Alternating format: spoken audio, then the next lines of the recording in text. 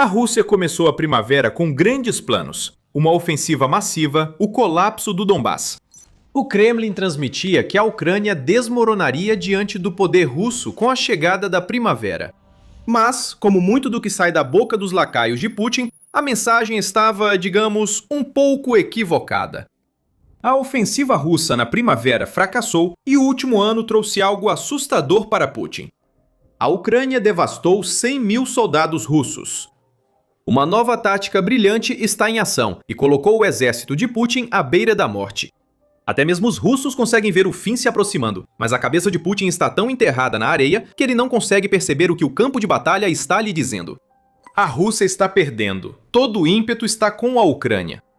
Se houver dúvida sobre esse fato, basta ver os números reais da campanha de primavera da Rússia. Uma ofensiva massiva que deveria preparar o terreno para a queda do Donbass até o outono serviu como um lembrete brutal à Rússia de que a Ucrânia parece cada vez mais forte. E os números vêm do carismático e notório líder das forças de sistemas não tripulados da Ucrânia, Robert Brovdi. Hoje, 4 de junho de 2026, 358 dias após a criação do grupo SBS, em 11 de junho de 2025. Os pássaros ultrapassaram a marca de 100 mil carcaças de biomassa inimiga, com perdas irrecuperáveis e sanitárias confirmadas, rugiu Brovdi em uma postagem no Telegram. Os vermes russos, como Brovdi o chama, sofreram uma primavera que ficará na memória por anos. E o número de soldados que a Ucrânia eliminou em apenas um ano é especialmente humilhante quando colocado no contexto do tamanho da força que Putin achava que precisaria para tomar toda a Ucrânia. Lá em fevereiro de 2022, quando a Rússia lançou a invasão em grande escala, Putin dedicou 180 mil soldados à causa. Esses soldados atacaram em 4 eixos: Kiev, o Donbass, a região sul de Távria e a região de Siversk e Slobozhanщина. A ideia era simples: desencadear uma tempestade de fogo que levaria a Ucrânia ao colapso em 3 dias. Mas a Ucrânia sobreviveu. E agora, a Ucrânia já eliminou soldados russos em número suficiente para representar mais da metade da força que Putin originalmente achava que seria suficiente para derrubar seu inimigo. Isso é uma vergonha. Uma prova clara do fracasso completo de Putin em corresponder à imagem de grande estrategista militar que ele criou para si mesmo. Acima de tudo, o que a Ucrânia alcançou na primavera de 2026 se deve ao brilhantismo tático do país, que transformou a arma que definiu a guerra da Ucrânia no verdadeiro divisor de águas que Putin jamais viu chegar. As coisas estão começando a mudar na Ucrânia. Antes de explicarmos o motivo, que tal mais alguns números? A reviravolta na sorte da Ucrânia pode ser diretamente atribuída à formação das Forças de Sistemas Não Tripulados, ou USF, do exército ucraniano em 11 de junho de 2025. A Ucrânia já fazia uso intenso de drones muito antes da criação dessa força, é claro, mas com a USF vieram a sistematização, o controle e a colaboração. A formalização de uma estratégia de drones que começou a causar estragos na Rússia na segunda metade de 2025 e evoluiu para um verdadeiro divisor de águas na guerra da Ucrânia à medida que nos aproximamos do meio de 2026. Os mais de 100 mil soldados russos mortos ou feridos por esses drones são só o começo. Desde a sua formação, a USF realizou 350 mil ataques verificados contra alvos russos, como parte de 1.650.000 missões de combate em pouco menos de um ano. São 5 mil surtidas por dia, e os números só pioram para a Rússia daqui para frente. A USF passou os últimos 12 meses destruindo 248 veículos russos de defesa antiaérea, 817 tanques de Putin e 1.379 veículos blindados, incluindo transportes de pessoal e veículos de combate de infantaria. Tem muito mais. Sob a força dos drones da Ucrânia, a Rússia perdeu 4.890 sistemas de artilharia, declara Brodsky. Isso é devastador para a Rússia na linha de frente. A artilharia deveria apoiar o avanço da infantaria. A artilharia russa está sendo destruída e muitos soldados russos morrem por isso. E continua assim. 342 sistemas de artilharia autopropulsada, 13 aeronaves e helicópteros, 281 sistemas de lançamento múltiplo de foguetes impressionantes, 26.430 veículos logísticos e ainda mais drones de reconhecimento e ataque. Todos sucumbiram ao poder das forças de sistemas não tripulados da Ucrânia, cuja abordagem inovadora à guerra de drones impõe uma resposta dura à Rússia pelas ações de Putin. Então voltamos às baixas. Primeiro, lembre-se disso. Os números que compartilhamos vêm apenas das forças de sistemas não tripulados da Ucrânia. A Rússia teve centenas de milhares de baixas a mais no último ano, considerando todas as defesas e unidades da Ucrânia. Segundo, o número exato de tropas russas destruídas pelas forças de sistemas não tripulados da Ucrânia desde a formação da unidade em 11 de junho de 2025 é 100.082. Desses, 53.477 foram mortos e 46.605 ficaram feridos. A proporção de mortos para feridos da Rússia está completamente fora do normal. O Instituto Depoi destacou isso em estudos sobre guerras do século XX envolvendo as Forças Armadas dos Estados Unidos.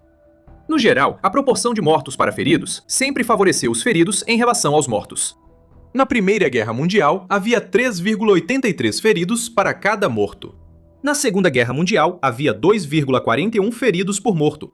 A Guerra da Coreia foi 2,8, a Guerra do Vietnã foi 3,14 e a Guerra do Afeganistão foi 9,98. Todos feridos para cada morte. Mesmo assim, a Rússia tem mais mortos que feridos, o que é catastrófico. Isso mostra que a Ucrânia virou uma máquina de matar mais eficiente do que Putin imaginava ao lançar seu plano de destruir o país em 3 dias em fevereiro de 2022. Os números das USF não são conjectura. Cada número que Brovd relata vem do sistema Delta da Ucrânia. Tudo é rastreado e verificado, com evidências no sistema. Basta a Ucrânia somar os números para ver que um ano de operações da USF devastou a Rússia. Para os próximos 12 meses, as USF têm nova meta: 200 mil baixas, o dobro do alcançado no primeiro ano. Vamos voltar à ofensiva da primavera. Os números impressionantes das USF se encaixam perfeitamente em um período de 3 meses em que a Rússia perdeu uma quantidade enorme de soldados por muito pouco ganho. Segundo a mídia United 24, a ofensiva russa na primavera custou quase 100 mil soldados, muitos abatidos por drones da USF. Nos 2 meses entre março e abril, segundo o veículo, a Rússia conseguiu ocupar cerca de 300 km² da Ucrânia. O período entre fevereiro e março viu a Ucrânia libertar entre 400 e 500 km², o que sugere que a situação no terreno agora está praticamente estagnada para a Rússia. Essa avaliação é baseada em dados do Instituto para o Estudo da Guerra, ISW. O Instituto afirma que as forças da Ucrânia praticamente interromperam a ofensiva da primavera e verão, e em abril e maio houve perda líquida de território para a Rússia, desconsiderando as unidades de infiltração que atuam nas zonas cinzentas que nenhum dos lados controla. Em abril, a Rússia teve uma perda líquida de 116,01 km², segundo o ISW. Maio foi ainda pior para a Rússia, com uma perda líquida de 281,10 km², o pior resultado desde a grande contraofensiva da Ucrânia no verão de 2023. Talvez impasse não seja o termo certo. A Rússia está perdendo território ativamente para a Ucrânia. A primavera foi um fracasso para a Rússia. O verão não será muito melhor, especialmente à medida que as USF intensificam seus ataques. Se as forças armadas ucranianas alcançarem os números mensais necessários para reivindicar 200 mil baixas em 12 meses, o exército russo, já à beira do colapso, será definitivamente derrotado. Relatórios recentes indicam que os ataques de longo alcance da Rússia à população civil ucraniana aumentaram com o fracasso das forças de Putin em terra. Isso era para mostrar o poderio aéreo russo. Não é. Esses ataques intensificados a centros urbanos na Ucrânia são o último suspiro de uma ofensiva russa já desmoronada. A Rússia está, por exemplo, enviando 1.500 drones para Kiev e os territórios ao redor, em um único dia, porque está desesperada. A quantidade de drones sugere que a Rússia tem vantagem no campo de batalha. Os dados das Forças Armadas ucranianas indicam o contrário. Além disso, indicam uma evolução na estratégia ucraniana que a Rússia não consegue enfrentar. Essa mudança transformou a guerra na Ucrânia. Mas antes de falarmos disso, este é o Programa Militar. Se está gostando do canal, inscreva-se agora para não perder nossos vídeos. Agora, as táticas evoluídas da Ucrânia. Quais são? Como já dissemos, os drones são fundamentais na estratégia da Ucrânia há anos. Os números das forças armadas ucranianas mostram que, antes, ataques com drones à Rússia eram pouco coordenados, mas agora viraram uma campanha sistemática liderada pelos militares, trazendo o poder da robótica ao campo de batalha. A maré está mudando na Ucrânia porque o exército de robôs que o país passou anos construindo agora é maior e mais organizado do que nunca. A Ucrânia lidera mundialmente em tecnologia de drones militares. The Observer diz que o país está produzindo pelo menos 4 milhões de drones por ano. Esse número deve crescer. Em janeiro, a Euromeda informou que a Ucrânia planeja construir 7 milhões de drones em 2026. Atualmente, drones causam 80% das baixas no campo de batalha em ambos os lados, com a Ucrânia se destacando nessa área crucial da guerra. Como? A expansão das zonas de morte. Novamente, as zonas de morte na Ucrânia não são novidade na guerra de 2026. Existem há muito, passando por várias transformações desde a formação da USF. Versões anteriores das zonas de morte iam de 10 a 20 quilômetros além da linha de frente e nas zonas cinzentas próximas. A ideia era simples: tornar a viagem à linha de frente letal para os soldados russos. Com suas zonas de morte, a Ucrânia elimina milhares de fantoches de Putin e centenas de equipamentos antes que ameacem as fortificações da linha de frente. Já era uma estratégia brilhante, agora foi turbinada. O problema da Rússia é que as zonas de morte aumentaram como nunca antes. Uma nova geração de drones de médio alcance ampliou antigas zonas de cerca de uma dúzia de quilômetros para vastas áreas na retaguarda russa. Isso ocorre em todos os lugares. Em Luhansk, drones ucranianos controlam os céus, segundo o terceiro corpo de exército da Ucrânia. Esses drones sobrevoam territórios ocupados pela Rússia porque as forças de Putin não conseguem conter o avanço ucraniano. Estamos vendo algo semelhante em Donetsk, onde os drones da Ucrânia conseguiram obter controle de fogo sobre o aeroporto de Donetsk, que a Rússia usa como nó logístico e local de lançamento e armazenamento de drones para apoiar operações nos territórios ocupados. A Ucrânia usou drones para controlar grandes trechos da rodovia R-280, que liga a Rússia à Crimeia. As zonas de morte agora se estendem por 100 quilômetros. Essa evolução possibilitou os números relatados pelas forças de sistemas não tripulados da Ucrânia. Mas o que vem a seguir vai surpreender a Rússia. O motivo pelo qual as forças de sistemas não tripulados da Ucrânia afirmam que vão dobrar seus números durante o segundo ano de existência não é apenas por causa da estratégia de zona de morte em evolução da Ucrânia. Há mais. Os dados são tão importantes para o sucesso da Ucrânia quanto os drones, pois as forças ucranianas superam a Rússia em quantidade e qualidade das informações de inteligência no campo de batalha. Um relatório do Wall Street Journal de 4 de junho revelou uma arma secreta por trás do desastre dos drones ucranianos contra a Rússia. A cadeia de ataque da Ucrânia acelerou muito graças ao acesso a imagens de satélite em tempo real enviadas direto aos celulares dos soldados. Essas imagens, combinadas com milhares de drones de reconhecimento, transmitindo imagens em tempo real das posições russas para o sistema Delta, estão permitindo que a Ucrânia identifique e ataque alvos mais rapidamente do que em qualquer outro momento da guerra até agora. A evolução dos drones na Ucrânia reduziu em 90% o tempo de entrega da inteligência geoespacial às tropas, quase dobrando a velocidade de ação dos drones ucranianos. O exército ucraniano é o primeiro a usar imagens de satélite comerciais não classificadas diretamente a um soldado para orientar decisões de batalha em tempo real, segundo analistas militares da empresa. É o que diz o jornal sobre a nova abordagem da Ucrânia para a coleta de inteligência. Os satélites comerciais que a Ucrânia está utilizando já foram usados no passado para atualizar o Google Maps e realizar operações benignas, como identificar pesca ilegal. A Ucrânia usa esses recursos para localizar ativos russos e, ao encontrá-los, as forças de sistemas não tripulados e as outras unidades de drones da Ucrânia entram em ação.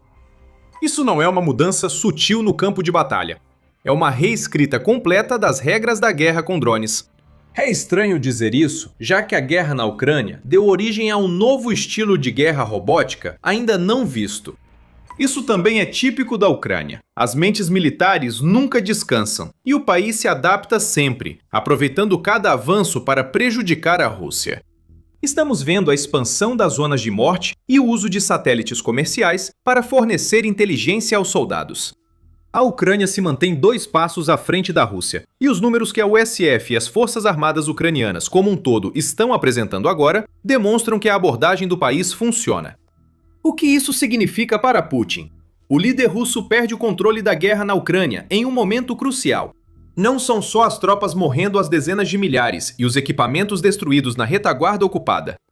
Na Rússia, drones ucranianos já voam tão longe que atingiram São Petersburgo facilmente antes do evento econômico Davos russo, que Putin usa para exibir a força da economia do país. Antes do fracasso das defesas russas, Putin foi obrigado a reduzir tanto o desfile anual do Dia da Vitória em Moscou que não teve nenhum equipamento militar russo. A Rússia temia que drones ucranianos atacassem o equipamento durante o desfile, por isso aconteceu. Drones ucranianos atingem cada vez mais fundo e com mais força, enquanto a intensidade nas linhas de frente e zonas de morte permanece alta. Mais uma vez, é evolução. A Ucrânia desenvolve drones mais fortes e avançados e está mais organizada no uso dessas tecnologias. É isso que mais de 100 mil baixas e dezenas de milhares de unidades de equipamento destruídas pela USF em um ano realmente significam para a Rússia. Isso não é um clímax. É uma plataforma de lançamento para coisas muito piores que ainda estão por vir. O exército russo está prestes a colapsar e a Ucrânia se prepara para dar os últimos golpes na campanha de Putin em 2026. Não somos os únicos dizendo isso. Em toda a Rússia, os aliados de Putin estão dizendo a ele que é hora de acabar com a guerra. Eles sabem o que Putin não aceita. Acabou para a Rússia. Onde quer que olhe, vê-se o descontentamento surgindo. Isso é visível entre a elite russa, relatou o Wall Street Journal em 3 de junho. Por toda a Rússia, até os mais linha dura do topo do poder dizem a Putin que é hora de parar. Entre eles está Oleg Zaryov. Ele já foi estimado pelo Kremlin por ser ex-parlamentar ucraniano e apoiar o que Putin busca na Ucrânia desde 2014. Zaryov chegou a ser preparado para chefiar o governo fantoche que Putin quer instalar na Ucrânia. Agora, o traidor traiu seu mestre ao alertar seus seguidores no Telegram para não caírem na ilusão de uma vitória russa inevitável. Outros, como Alexei Chudaev, chefe do Centro de Guerra com Drones da Rússia, dizem que o país não só caminha para um impasse, mas para uma grande derrota devido à constante evolução da Ucrânia. A visão do topo também se reflete entre os blogueiros militares russos, grandes defensores da guerra de Putin. Até eles começam a se voltar contra o líder. Zaryov é só o começo. O advogado pró-Kremlin e blogueiro militar Ilya Remezlo anunciou publicamente que não apoia mais Putin, dando 5 razões para sua mudança de opinião, e chegando ao ponto de afirmar que Putin é um presidente ilegítimo que deveria ser julgado por crimes de guerra. Ratos costumam abandonar o navio quando ele afunda. É isso que estamos vendo na Rússia agora. Aqueles que foram beneficiados pela invasão de Putin nos primeiros dias, agora estão se esforçando muito para deixar claro ao mundo que não apoiam mais seu líder. Isso é autopreservação e, de muitas maneiras, é patético. Mas isso não muda a realidade que Putin enfrenta agora, que é o fato de que todos, exceto ele, percebem para onde o vento está soprando.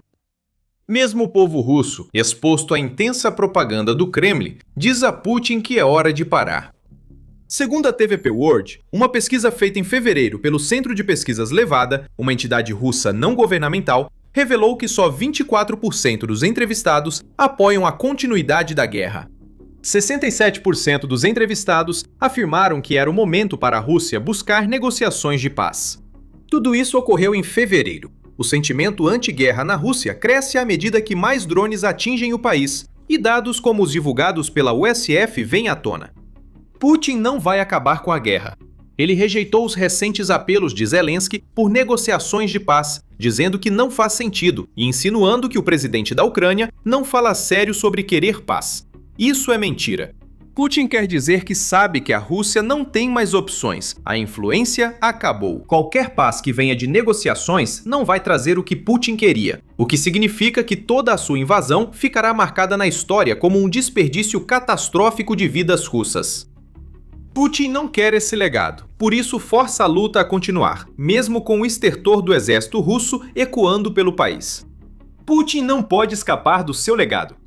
Tudo o que ele pode esperar agora é morrer antes de entrar para os livros de história como o fracasso que ele sabe que é. Se até os russos dizem para ele parar, Putin já deveria saber que acabou. E estamos vendo a maré virar em toda a Ucrânia, especialmente em Luhansk. A Ucrânia possui uma arma secreta na guerra contra a Rússia e não é o que você imagina.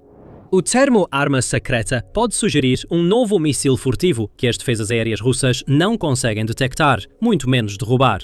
Ou um novo sistema de defesa aérea capaz de derrubar drones e mísseis russos que custam muitas vezes mais. Talvez você pense em sistemas de inteligência de campo com IA avançada que oferecem aos comandantes ucranianos uma visão total da batalha antes mesmo de seus colegas russos começarem o dia. Todos esses sistemas já estão em desenvolvimento. Mas, de acordo com um general americano de alta patente aposentado, a arma secreta da Ucrânia é algo muito mais simples e profundo: adaptação. Em um artigo de opinião recente para o jornal americano The Bulwark, o tenente-general aposentado Mark Hertling apresenta um argumento convincente. A capacidade da Ucrânia de superar a Rússia em estratégia e inovação permitiu ao país retomar a iniciativa estratégica no 5º ano da guerra. Veja como Hertling analisa a situação e o que isso implica para o desfecho do conflito. Agora Hertling está longe de ser um especialista de poltrona comum. Ele foi comandante do Exército dos Estados Unidos na Europa de 2011 a 2012. Ele também comandou a 1ª Divisão Blindada na Alemanha, uma divisão multinacional das forças da OTAN, durante o aumento das tropas no Iraque de 2007 a 2009. Então, ele entende do assunto, não só do leste europeu, mas também de como as guerras são realmente travadas e vencidas, tanto operacional quanto estrategicamente. E é justamente essa vasta experiência prática que ele utiliza para construir esse argumento. Existem muitos motivos pelos quais a Ucrânia recuperou a iniciativa estratégica, mas todos se resumem ao mesmo princípio: adaptação, escreve ele. Já faz tempo que se reconhece que planos de batalha raramente seguem, bem, o plano. Essa conclusão provavelmente é melhor resumida na famosa citação do marechal de campo prussiano Helmut von Moltke, o Velho, embora muitas vezes seja erroneamente atribuída ao seu compatriota, o general Karl von Clausewitz. Nenhum plano de operações se estende com alguma certeza além do primeiro encontro com as principais forças inimigas, escreveu Moltke em 1871. Apenas o leigo acredita que, no decorrer de uma campanha, ele vê a implementação consistente de uma ideia original que foi considerada antecipadamente, em todos os detalhes, e mantida até o fim. Como resultado desse truísmo básico, Hertling diz, os líderes militares sempre dedicaram um enorme esforço pensando em como manobrar melhor que os oponentes e obter vantagem, porque a guerra nunca é estática. Um lado sempre vacila ou se acomoda, o que permite que o outro lado se ajuste. Todo o campo de batalha evolui. Toda nova tecnologia cria tanto oportunidades quanto riscos, e todo inimigo, em algum momento, apresenta vulnerabilidades. Então, a vitória, em grande parte, depende de qual grupo de comandantes é mais capaz de reconhecer rapidamente as condições em mudança, descartar suposições ultrapassadas e se adaptar de forma decisiva antes do inimigo. Essas adaptações geralmente envolvem mudanças abrangentes nas estratégias e em sua implementação. O exemplo é a Ucrânia adotando drones em larga escala para superar sua desvantagem em efetivo e armamento convencional frente à Rússia. Como discutiremos mais adiante, essa decisão mudou de forma fundamental o curso da guerra e continua a moldá-lo. Mas, às vezes, até mesmo adaptações sutis na esfera informacional podem fazer uma diferença enorme em como as coisas se desenrolam na linha de frente, como demonstrado por este exemplo. Hertling afirma que, enquanto esteve no Iraque, comandantes dos Estados Unidos notaram que as frases usadas nas comunicações com americanos e iraquianos precisavam evoluir. Inicialmente, os Estados Unidos dependiam muito da frase "conquistar corações e mentes", que havia sido bem sucedida em obter apoio interno e no espaço operacional durante operações militares anteriores dos Estados Unidos contra a insurgência. No entanto, segundo Hertling, percebemos que os iraquianos não queriam slogans da era do Vietnã e certamente não queriam ser como nós. Em vez disso, eles queriam segurança, confiabilidade e parceria. Passamos a adotar a expressão "conquistar confiança e credibilidade", com tanto soldados quanto civis iraquianos, e mostramos isso lutando ao lado deles, em vez de apenas operar ao redor deles. Essa mudança sutil da mentalidade, linguagem e abordagem operacional contribuiu muito para conquistar a confiança do povo iraquiano. É um exemplo marcante de como mudanças sutis podem fazer uma diferença enorme no resultado final de um conflito. Mas os Estados Unidos também foram forçados a fazer adaptações muito mais visíveis e cinéticas no campo de batalha, propriamente dito, em comparação com seus planos originais. Porque os Estados Unidos exerciam uma força incomparável em relação às várias milícias que enfrentaram no Iraque. Os insurgentes logo entenderam, da pior forma, que não podiam combater fogo com fogo e mudaram de estratégia.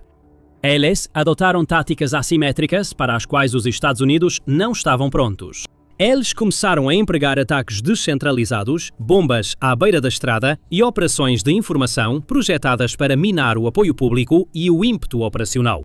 E por um tempo, a estratégia funcionou. Hertling diz que as respostas iniciais dos Estados Unidos não acompanharam a evolução da ameaça, em alguns casos, por anos. Com o tempo, comandantes e soldados dos Estados Unidos se adaptaram. A inteligência foi integrada mais de perto às operações.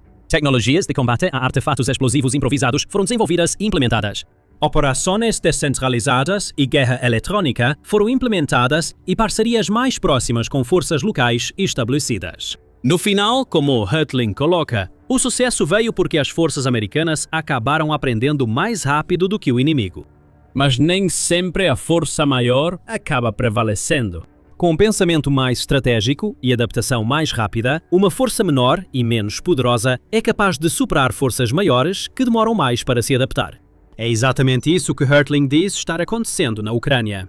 Existem inúmeros exemplos históricos de como esse tipo de adaptabilidade estratégica mudou o status quo a favor do lado desfavorecido. O mais famoso é, provavelmente, a Batalha das Termópilas, em 480 a.C., onde uma pequena coalizão de forças gregas, famosa pelos 300 espartanos liderados pelo rei Leónidas I, resistiu ao exército invasor de Xerxes I da Pérsia, muito maior em número. A história foi imortalizada, com algumas liberdades ficcionais, no filme de sucesso 300, dirigido por Zack Snyder em 2006. Embora os gregos tenham sofrido uma derrota tática, a resistência heroica causou pesadas baixas aos persas, inspirou a unidade grega e atrasou o avanço persa. O atraso permitiu às forças gregas se reorganizarem, resultando em vitórias decisivas nas batalhas de Salamina e Plateias, encerrando a invasão persa. Mas a passagem dos milénios não diminuiu a eficácia de forças pequenas e adaptáveis superarem forças maiores e mais lentas quando se adotam as estratégias e táticas certas. Um exemplo mais recente comprova isso. Hertling menciona a Guerra do Vietnã. Enquanto ele diz que a ofensiva do Tet, em 1968, foi um fracasso militar absoluto para os norte-vietnamitas, que efetivamente extinguiu o Vietcong como força de combate. O Vietcong se adaptou, evitando batalhas suicidas contra forças americanas superiores e passou a usar táticas de guerrilha.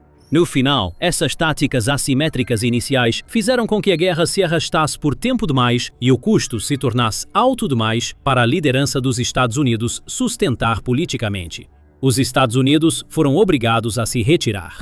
O Vietnã segue sob liderança comunista, mas com economia de mercado socialista em expansão e boa relação com os Estados Unidos.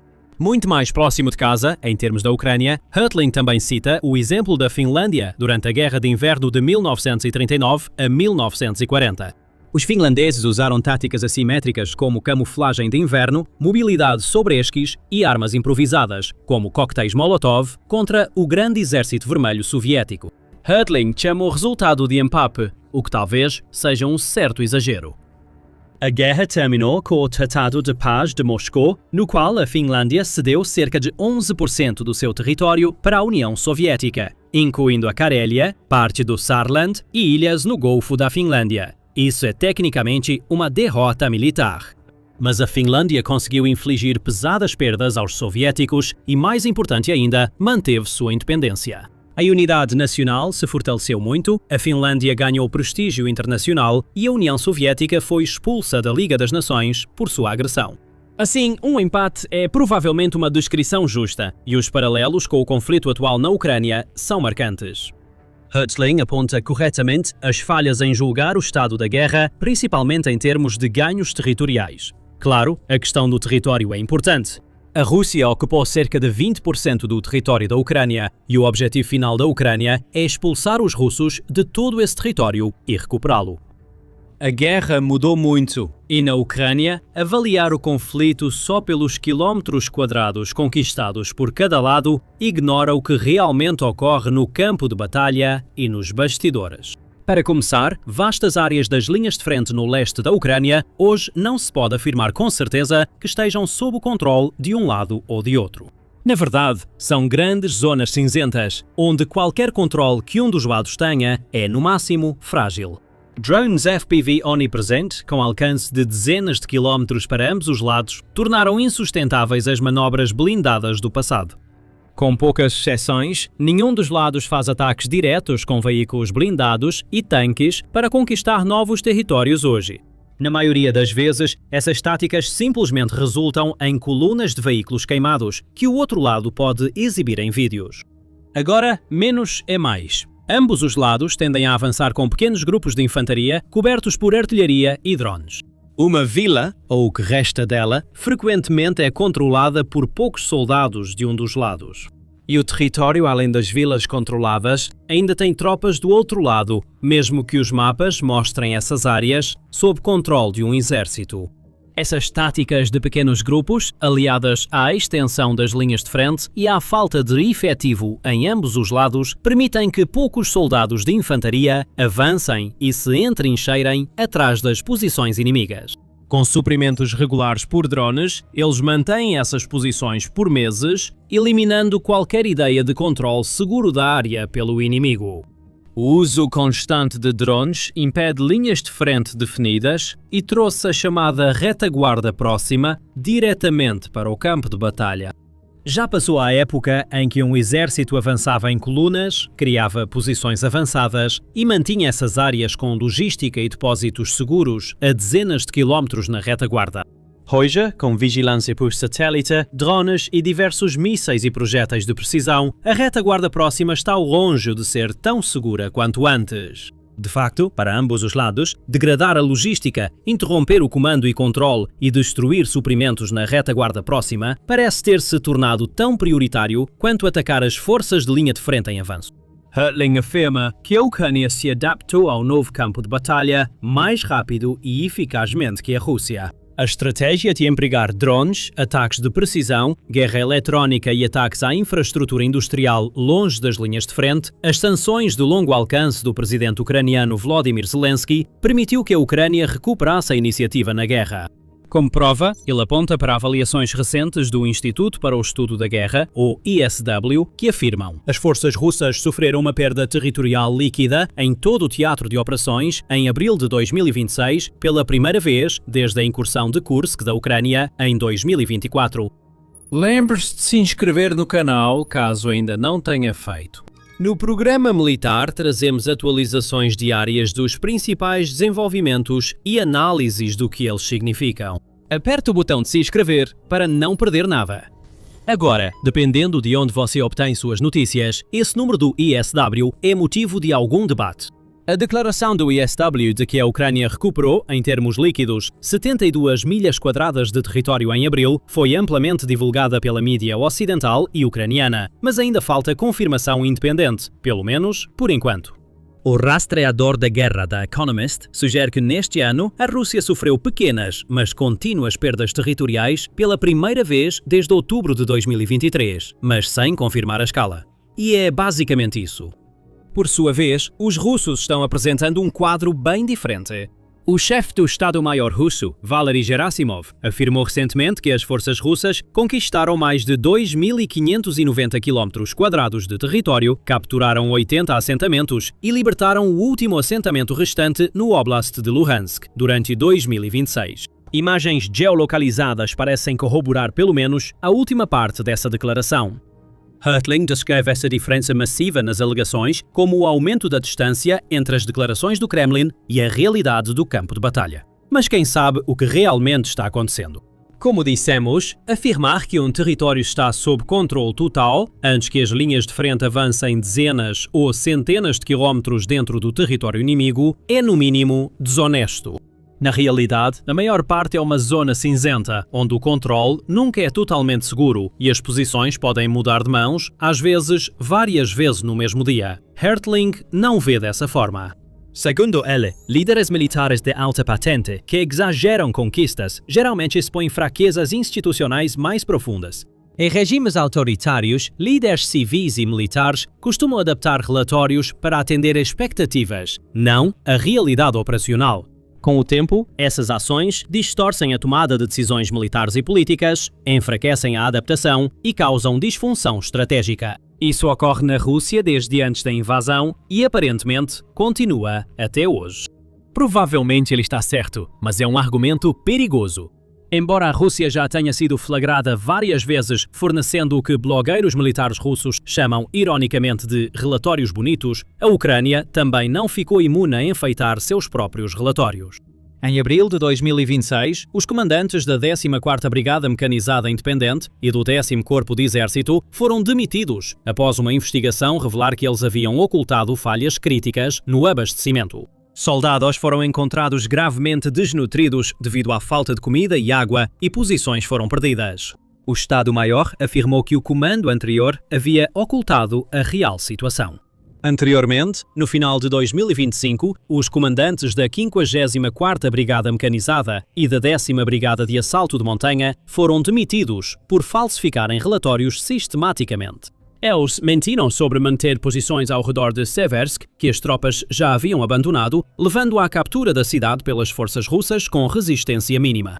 Infelizmente, estes estão longe de serem incidentes isolados. Como o cineasta ucraniano e comandante de batalhão Oleh Sentsov disse ao portal Ukrainska Pravda, a quantidade de mentiras em nosso Estado é enorme e no exército ela simplesmente tem um volume imensurável. Segundo a lógica de Hertling, a Ucrânia, assim como a Rússia, seria um sistema autoritário, mas claramente não é isso que ele quer dizer. O ponto dele é que, enquanto a Rússia mente sobre ganhos territoriais e se atrapalha, a Ucrânia segue evoluindo tática e operacionalmente. A segunda parte dessa afirmação é certamente verdadeira. Como Hertling explica, os comandantes ucranianos sempre souberam que não podem trocar indefinidamente munição de artilharia, veículos blindados e soldados contra um inimigo maior e com mais reservas. Então, em vez de tentar igualar a vantagem quantitativa russa, a Ucrânia tem cada vez mais focado em atacar vulnerabilidades em todo o sistema industrial militar russo. Em vez de focar no desgaste da linha de frente, a Ucrânia passou a adotar táticas mais assimétricas. Especificamente, ao aumentar consideravelmente seus estoques de drones de ataque de longo alcance e mísseis, a Ucrânia tem mirado cada vez mais na infraestrutura, logística, produção de energia, sistemas de navegação e instalações industriais que sustentam as operações de combate russas. Não há dúvidas de que esses ataques causam grandes prejuízos. O número crescente de vídeos verificados confirma que cada vez mais refinarias de petróleo, depósitos de combustível, instalações de explosivos e fábricas ligadas à produção de drones e mísseis russos estão sendo atingidas, e com uma frequência cada vez maior. Ataques ucranianos danificaram recentemente a refinaria de Kirishi, perto de São Petersburgo, uma das maiores da Rússia. Nas últimas semanas, eles também atingiram a fábrica Venir Progress, na Chuvachia, que fabrica sistemas de navegação e guiamento resistentes à guerra eletrónica, usados em drones e mísseis russos. Esses são só 2 exemplos de muitos. Para Hertling, esses ataques refletem uma coleta de inteligência cada vez mais sofisticada e prioridades de alvos voltadas para desarticular os elos da máquina militar russa. Como na Ucrânia, as defesas aéreas russas derrubam a maioria dos drones, mas o grande número deles faz com que mais escapem e atinjam alvos na Rússia. E não apenas em qualquer lugar, mas em Moscou e São Petersburgo, os locais mais valiosos e bem protegidos da Rússia. Avaliações da inteligência ocidental afirmam que, por isso, autoridades russas reforçaram a segurança em torno de Vladimir Putin e das principais instalações da cúpula russa. Relatos afirmam que ataques ucranianos, especialmente em Moscou, obrigaram autoridades russas a reposicionar defesas aéreas para proteger instalações da cúpula russa e infraestrutura crítica. Hertling admite que algumas reportagens podem ser exageradas, mas diz que sua precisão importa menos do que a realidade estratégica mais ampla que refletem. A Ucrânia conseguiu levar a guerra para dentro da Rússia, e você pode ver isso nos rostos dos russos comuns, ou melhor, em seus celulares. O governo limitou o acesso ao Telegram na Rússia, tentando restringir notícias negativas sobre a guerra. Na verdade, você vai ter dificuldade em encontrar um único canal russo ativo onde o descontentamento com essa medida não seja expressado. Somado ao aumento dos custos e à economia pressionada, esse movimento certamente piorou muito o clima na Rússia. De acordo com o Instituto Estatal Russo de Pesquisas Votsoyum, a aprovação de Putin caiu para 65,6% no final de abril de 2026, marcando o nível mais baixo registrado desde o início da guerra contra a Ucrânia. Isso representa uma queda significativa de mais de 12 pontos percentuais em relação a dezembro de 2025, o que levou a Agência Estatal de Pesquisas a revisar sua metodologia de pesquisa para suavizar novos impactos. Esses índices de aprovação são o sonho de muitos líderes ocidentais. Pesquisas recentes nos Estados Unidos mostram que o presidente Donald Trump tem cerca de 39% de aprovação, mas a tendência é de queda. Entre os maiores aliados da Ucrânia na Europa, o chanceler da Alemanha, Friedrich Merz, é o mais popular, com uma aprovação de apenas 19% e uma desaprovação de 76%. Emmanuel Macron, da França, veio logo atrás, com 18% de aprovação e 75% de desaprovação. O primeiro-ministro britânico Sir Keir Starmer, cujo Partido Trabalhista foi recentemente humilhado nas eleições locais, é provável que seja destituído em breve. Apenas 11% dos britânicos acreditam que ele foi um bom ou ótimo primeiro-ministro, e quase 60% acham que ele foi ruim ou péssimo, de acordo com uma pesquisa da YouGov. Mesmo assim, uma queda de cerca de 12% para Putin em só um trimestre indica que a estratégia assimétrica da Ucrânia está funcionando.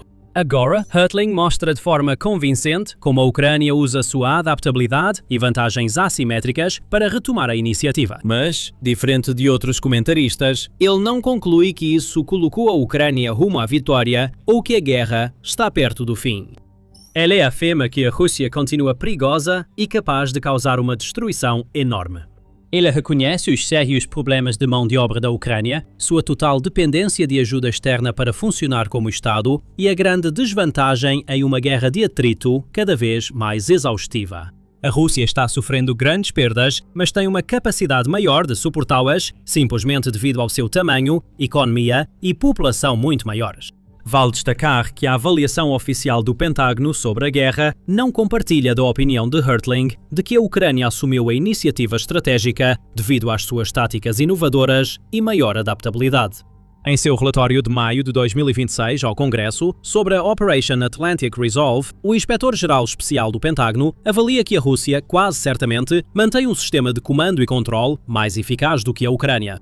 Ela também provavelmente mantém vantagem em manobras ofensivas rápidas e persistentes, além de superioridade em fogo direto, logística, geração de forças e proteção de tropas. A Rússia alcançou paridade no uso tático de drones, mas a Ucrânia provavelmente mantém inteligência tática e de campo de batalha mais eficaz que a Rússia. Ainda assim, como os 300 o Vietcong e os finlandeses determinados na Segunda Guerra Mundial demonstraram muito bem, vitória nem sempre significa derrotar seu inimigo no campo de batalha. No início da guerra, poucos teriam previsto que a Ucrânia ainda estaria de pé após 4 anos de uma guerra desgastante e mortal. Mas lá está ela, orgulhosa, para todos verem. Há uma pequena chance de as escaladas da Ucrânia darem errado. O aumento da pressão sobre a Rússia não resulta em mais pedidos de rendição ou pela saída de Putin. Elas parecem causar o efeito contrário, aumentando as demandas por uma resposta mais rigorosa à Ucrânia, tanto do público quanto de líderes influentes. Como é altamente discutível o quanto a Rússia ainda tem em seu arsenal convencional para dar esses golpes, existe a perspectiva sombria de que a Rússia possa recorrer a algo mais letal, armas nucleares táticas ou até mesmo estratégicas. A ameaça cresce a cada dia. Uma guerra nuclear provavelmente removeria os principais centros da Ucrânia do mapa e tornaria todo o território inabitável, junto com potencialmente grande parte da Europa, da Rússia e até mesmo dos Estados Unidos. Em uma guerra de feitos inéditos, a Ucrânia conseguiu mais um. Perto de São Petersburgo, fica a base naval de Kronstadt, a sede oficial da Frota do Báltico da Rússia, uma base que deveria ser intocável. Então a Ucrânia bateu a porta. Esqueça isso. A Ucrânia destruiu a base em um ataque noturno de drones, mandando um recado claro a Putin. O porto naval mais protegido da Rússia agora é um alvo. A Ucrânia deixou claro ao atingir algo em Kronstadt que a Rússia nunca poderá substituir. Já vamos falar sobre o que é isso. Primeiro, o ataque. Foi massivo. E é o mais recente sinal que a Ucrânia deu de que não há nada na Rússia que esteja seguro dos drones do país. The Warzone, ou TWZ, tem os detalhes em um relatório de 3 de junho. À noite, drones ucranianos percorreram centenas de quilômetros até a base naval de Kronstadt. Esta base não é comum, é uma das mais prestigiadas da Marinha Russa, localizada na cidade natal de Putin e considerada a joia da coroa da Rússia, conforme a imagem que ele deseja projetar ao mundo. Drones da Ucrânia mancharam essa joia. Putin deve agradecer ao primeiro centro separado das forças de sistemas não tripulados da Ucrânia por isso. Essa unidade coordenou o ataque, e podemos deduzir como isso aconteceu com base em alguns fatores interessantes. Primeiro, as imagens do ataque indicam que havia um operador local próximo à base naval da Rússia coordenando a operação. Isso mostra que a Ucrânia tem operadores de drones fora do próprio território, ou usou drones via link SATCOM, indicando que a guerra eletrônica russa falhou em detê-los. Nenhum desses cenários é favorável para Putin. Ambos revelam que a base de Kronstadt não é tão protegida quanto ele achava. Outra possibilidade é que a Ucrânia tenha usado drones de curto alcance no ataque à base naval da Rússia, mas isso parece improvável.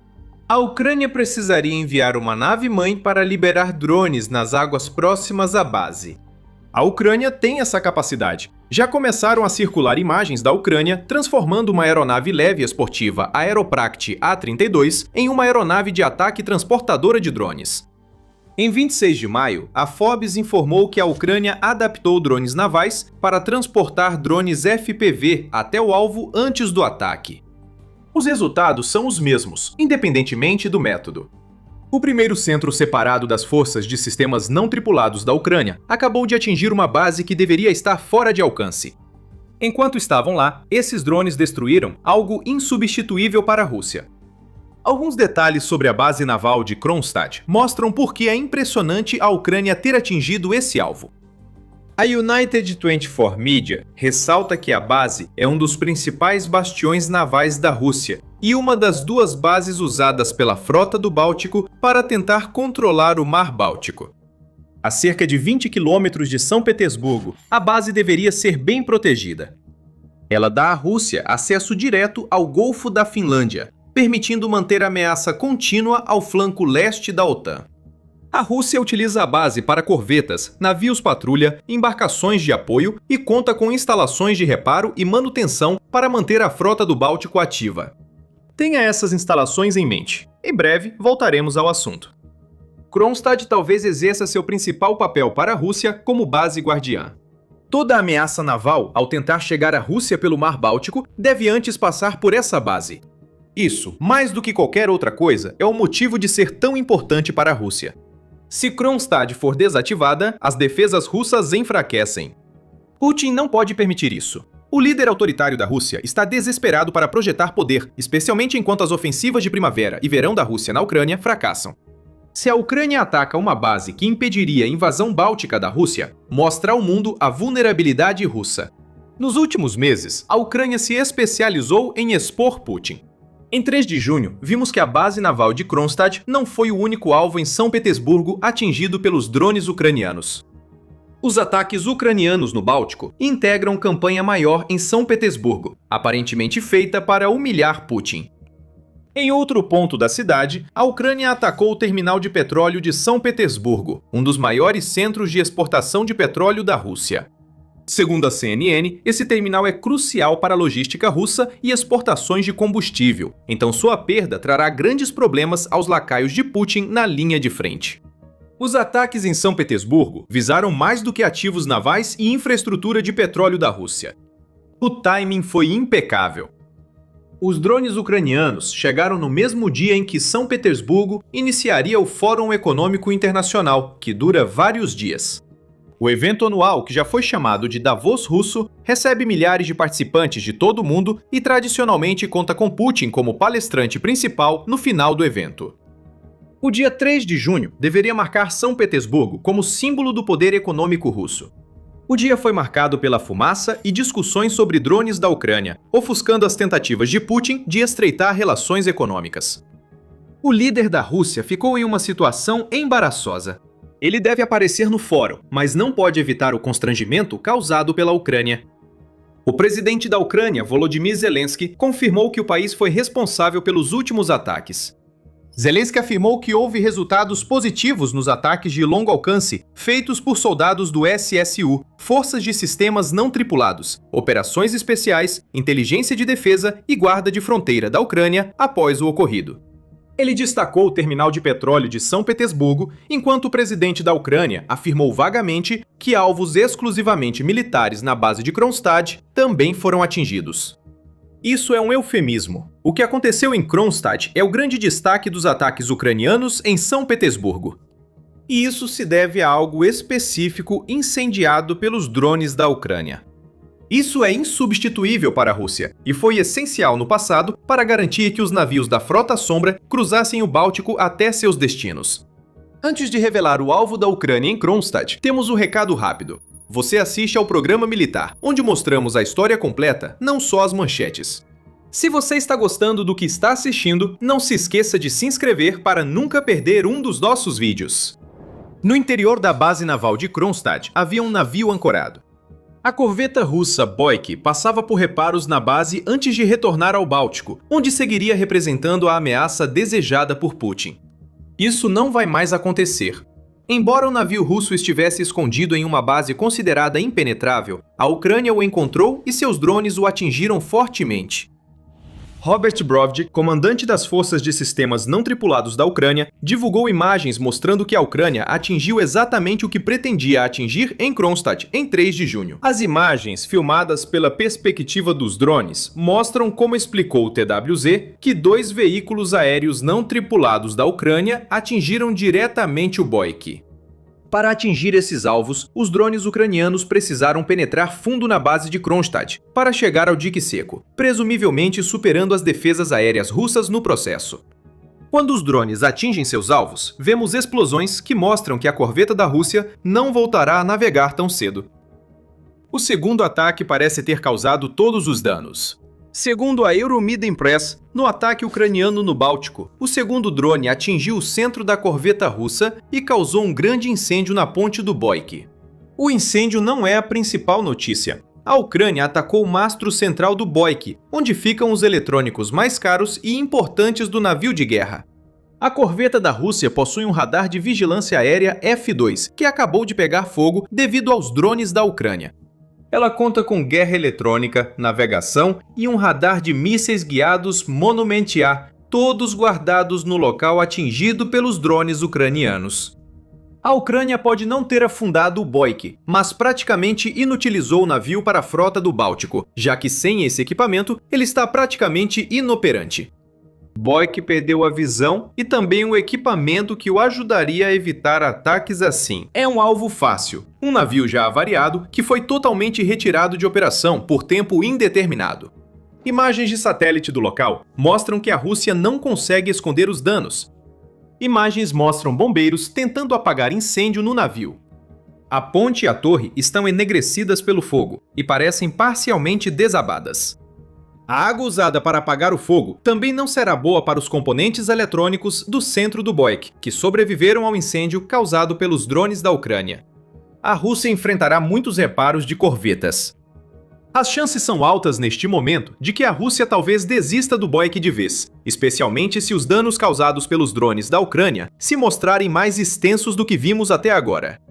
Para a Rússia, a perda do Boyk trará grande problema à sua postura no Báltico. No seu auge, este é um navio perigoso.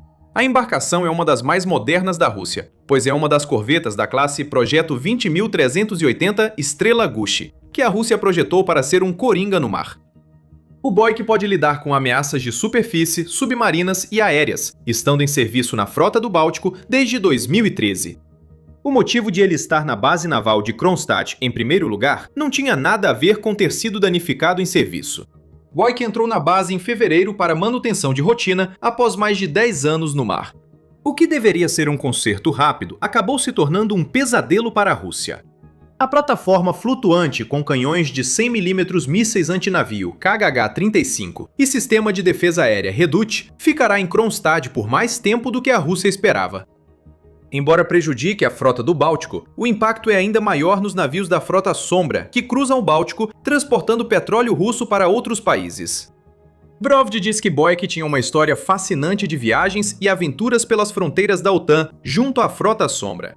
Em outras palavras, o navio fornecia escolta militar para os petroleiros suspeitos que a Rússia tem usado, tanto para transportar petróleo e gás, quanto para conduzir guerra híbrida contra as nações da OTAN, incluindo sabotagem de cabos submarinos e lançamento de drones que invadem o território da OTAN.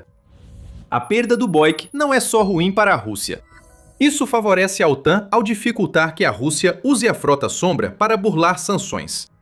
Essa frota significa tudo para Putin. Segundo o Royal United Services Institute, a Rússia investiu ao menos 14 bilhões de dólares para montar sua frota de navios suspeitos, que já rendeu muitos bilhões extras em receita de petróleo. O Japan Forward afirmou que impostos sobre a receita desses navios representam até 40% do orçamento de guerra de Putin na Ucrânia. Se a frota Sombra for paralisada, a máquina de guerra de Putin colapsa. Destruir uma corveta que protege os petroleiros de Putin é um avanço importante. O que a Ucrânia acabou de fazer aqui não é apenas humilhante para a Rússia. Isso abre espaço para futuras apreensões de navios da frota Sombra. Já vimos a OTAN aumentar esforços para retirar petroleiros de Putin do mar. 2 dias antes do ataque ucraniano no Báltico, a França interceptou o petroleiro Tagore, a cerca de 400 milhas náuticas de sua costa atlântica. Além dessas, ocorreram várias interceptações, todas atingindo a frota Sombra de Putin.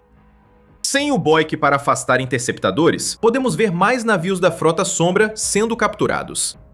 Possivelmente uma nova estratégia está surgindo. Ucrânia destrói a frota do Báltico russa e parceiros impedem mais navios da frota Sombra de vender petróleo. A Rússia tentará substituir o Boyk rapidamente, mas isso é um grande problema. O navio é praticamente insubstituível. A Rússia construiu apenas 6 navios do projeto 20.380 inicialmente e não parece estar construindo mais nenhum. Se Putin enviar uma corveta similar ao Mar Báltico, precisará enfraquecer outra área da marinha russa. Se os danos causados pelos drones ucranianos forem grandes, a Rússia pode não conseguir consertar o Boyk, agora danificado em sua principal base no Báltico. Os equipamentos eletrônicos atingidos pela Ucrânia já são preocupantes por si só. Com dezenas de milhares de sanções ocidentais, a Rússia provavelmente terá dificuldade para obter peças de reposição para esses equipamentos eletrônicos. No entanto, há outro elemento em jogo aqui: a Ucrânia.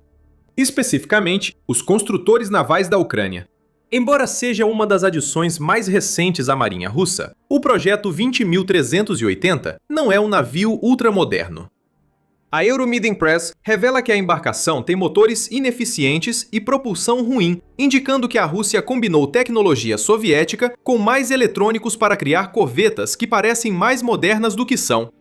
Agora tente adivinhar qual país estava fabricando os motores usados nas corvetas do projeto 20.380 até 2014? Foi a Ucrânia. E desde que a Rússia iniciou sua campanha de agressão contra a Ucrânia em 2014, não houve mais motores novos do projeto 20.380 entrando na marinha de Putin. Some-se a isso o fato de que a indústria naval da Rússia está em completo caos. A Defense 24 ressalta que a marinha russa é formada principalmente por navios soviéticos e os estaleiros não conseguem suprir a alta demanda por novas embarcações. A Rússia não se ajuda nessa questão. Quase todos os recursos destinados à marinha do país são investidos no desenvolvimento de submarinos movidos à energia nuclear, deixando os navios de superfície gravemente subfinanciados. Se a Ucrânia destruiu o motor do Boyk, isso só significará uma coisa: a corveta russa não voltará a navegar no Báltico. Ao dizer que a Ucrânia atingiu algo insubstituível, era sobre isso que falávamos. Não que o Boyk seja tão avançado tecnologicamente a ponto de a Rússia não conseguir replicá-lo. Na verdade, tanto a construção naval quanto o financiamento da marinha da Rússia estão em tal estado de calamidade que um navio que, em outras circunstâncias, seria relativamente fácil de substituir ou consertar, vai acabar ficando encalhado no dique seco de uma base naval por meses, se não anos. Mais uma humilhação para Putin após o desastre em São Petersburgo, destacando a importância dos ataques ucranianos no Báltico. Apesar de a Ucrânia ter destruído um navio da frota do Báltico, o simbolismo é o que mais importa para o país. Durante um dos principais eventos econômicos e geopolíticos da Rússia, Putin viu a atenção se voltar não para os acordos, mas para nuvens de fumaça, incêndios e navios avariados a poucos quilômetros dali. A Ucrânia lembrou oportunamente que a guerra iniciada por Putin retornou à Rússia. Não há como evitar, e mesmo com Zelensky dizendo que a Ucrânia não acompanha por onde Putin anda após os ataques em São Petersburgo, é impossível negar o momento em que isso ocorreu. Não foi coincidência. A Ucrânia escolheu o momento ideal para eliminar o boique. Enquanto tenta limpar a vergonha, Putin agora se preocupa mais com a nova frente aberta na guerra. A região do Báltico, antes protegida de ataques da Ucrânia, agora está exposta ao combate. Com esse ataque, a Ucrânia mostrou que seus drones alcançam regiões altamente protegidas da Rússia a centenas de quilômetros e atingem alvos diretamente. Mais ataques são esperados. O principal órgão de inteligência da Ucrânia afirma que o país tem drones capazes de voar até 3.500 quilômetros, e isso já coloca o extremo oriente russo na linha de fogo. Nenhum lugar na Rússia é seguro agora. E isso vai aterrorizar Putin. Ele não pode atacar a Ucrânia de longe achando que não haverá retaliação. Isso é especialmente verdade no Mar Báltico. Durante anos, a Ucrânia concentrou seus esforços no que deveria ser a vantagem naval da Rússia no Mar Negro. A Ucrânia teve sucesso. Quase um terço da frota do Mar Negro foi desativada e o restante fugiu para esconderijos, tornando-se irrelevante no caminho. Agora que o Mar Negro está sob controle, o Mar Báltico está na pauta. Uma nova frente norte foi aberta, a centenas de quilômetros das linhas de frente na Ucrânia. Navios da frota do Báltico que entram em portos agora sabem do risco de ataque por drones ucranianos. Os navios da frota sombra terão o mesmo risco. Toda vez que tentam abastecer, fazem isso sabendo que o petróleo que carregam pode acabar pegando fogo. Putin agora tem o dilema no Mar Báltico. O intocável se tornou um alvo, e não há nada que Putin possa fazer a não ser tentar reforçar ainda mais as defesas, que acabaram de provar que não conseguem fazer nada para deter os drones da Ucrânia. Era para ser uma demonstração de força, o Davos russo, onde Putin se reúne com líderes e figuras econômicas e repete discursos sobre o poder da Rússia. Mas a Ucrânia transformou isso em humilhação. A cidade natal de Putin, São Petersburgo, está em chamas na véspera de um fórum econômico que significa tudo para o líder russo. Leningrado foi incendiada. Tudo o que Putin pode fazer é assistir. E se for honesto consigo mesmo, Putin saberá que merece tudo isso e muito mais. Para a Ucrânia, não se tratava apenas de envergonhar Putin no cenário mundial. Era sobre vingança por um massacre russo imperdoável. A manhã de 3 de junho deveria ser especial para Putin. Ele passaria a manhã se preparando para um dos maiores eventos do calendário russo, o Fórum Econômico Internacional de São Petersburgo, SPIEF.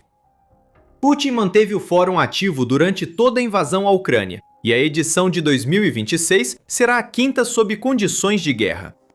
Este é um evento com uma longa história, uma exposição emblemática do poder russo que foi criada em 1997 e desde 2006 é realizada especificamente sob os auspícios do presidente russo, onde pode ser usado como mecanismo para Putin construir relacionamentos e fortalecer a economia da Rússia. Os números mostram por que Putin dá tanta importância a esse evento. Não é apenas por o SPIEF ser em São Petersburgo, cidade natal de Putin, embora isso sempre garanta um lugar especial no coração negro do presidente russo. Este é um evento que, segundo o site oficial do SPIEF, recebeu 24.200 pessoas de 144 países em sua edição de 2025. O SPIEF daquele ano supostamente resultou na assinatura de 1.084 acordos no valor total de cerca de 87,8 bilhões de dólares e contou com a presença de mais de 1.300 especialistas e palestrantes. O SPIEF não é uma exposição qualquer. Isso é crucial para Putin, que busca sustentar a imagem da Rússia como potência econômica global. E o SPIEF de 2026 vai ser ainda mais importante do que o normal. Entre os convidados de mais de 130 países, segundo a BBC, há uma delegação discreta dos Estados Unidos presente. A delegação é pequena, mas significativa. Um membro do governo Trump estará presente, marcando a primeira vez em vários anos que um representante dos Estados Unidos participa do evento, segundo o Kyiv Independent. Estamos contando tudo isso para deixar claro que SPIEF 2026 significa tudo para Putin. A Ucrânia sabia disso.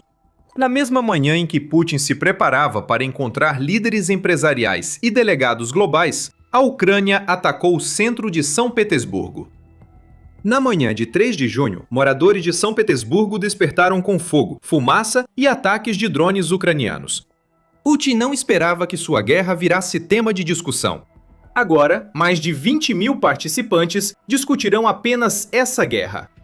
Nuvens de fumaça por toda São Petersburgo servem como um lembrete oportuno de que a guerra de Putin ainda continua, mesmo enquanto ele tenta se ingratiar com as elites globais. O presidente da Rússia foi humilhado. Um homem que se esforça tanto para esconder os danos que a Ucrânia está causando ao seu país só pode assistir enquanto seu país está sendo desmantelado. A Ucrânia não teve misericórdia ao lançar drones sobre São Petersburgo nas primeiras horas de 3 de junho. Segundo o Kiev Post, o principal alvo foi o terminal de petróleo JSC Petersburgo, uma das maiores instalações de movimentação de petróleo no noroeste da Rússia.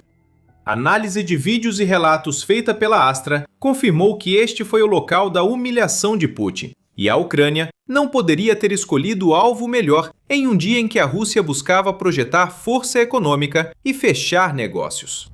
O terminal em chamas fica a apenas 17 quilômetros do centro de convenções Expo Fórum, onde está acontecendo o SBF 2026. Isso é tão intencional quanto tudo o que a Ucrânia faz, o que significa que nenhum dos participantes escapará de ver a fumaça do terminal de petróleo JSC Petersburgo.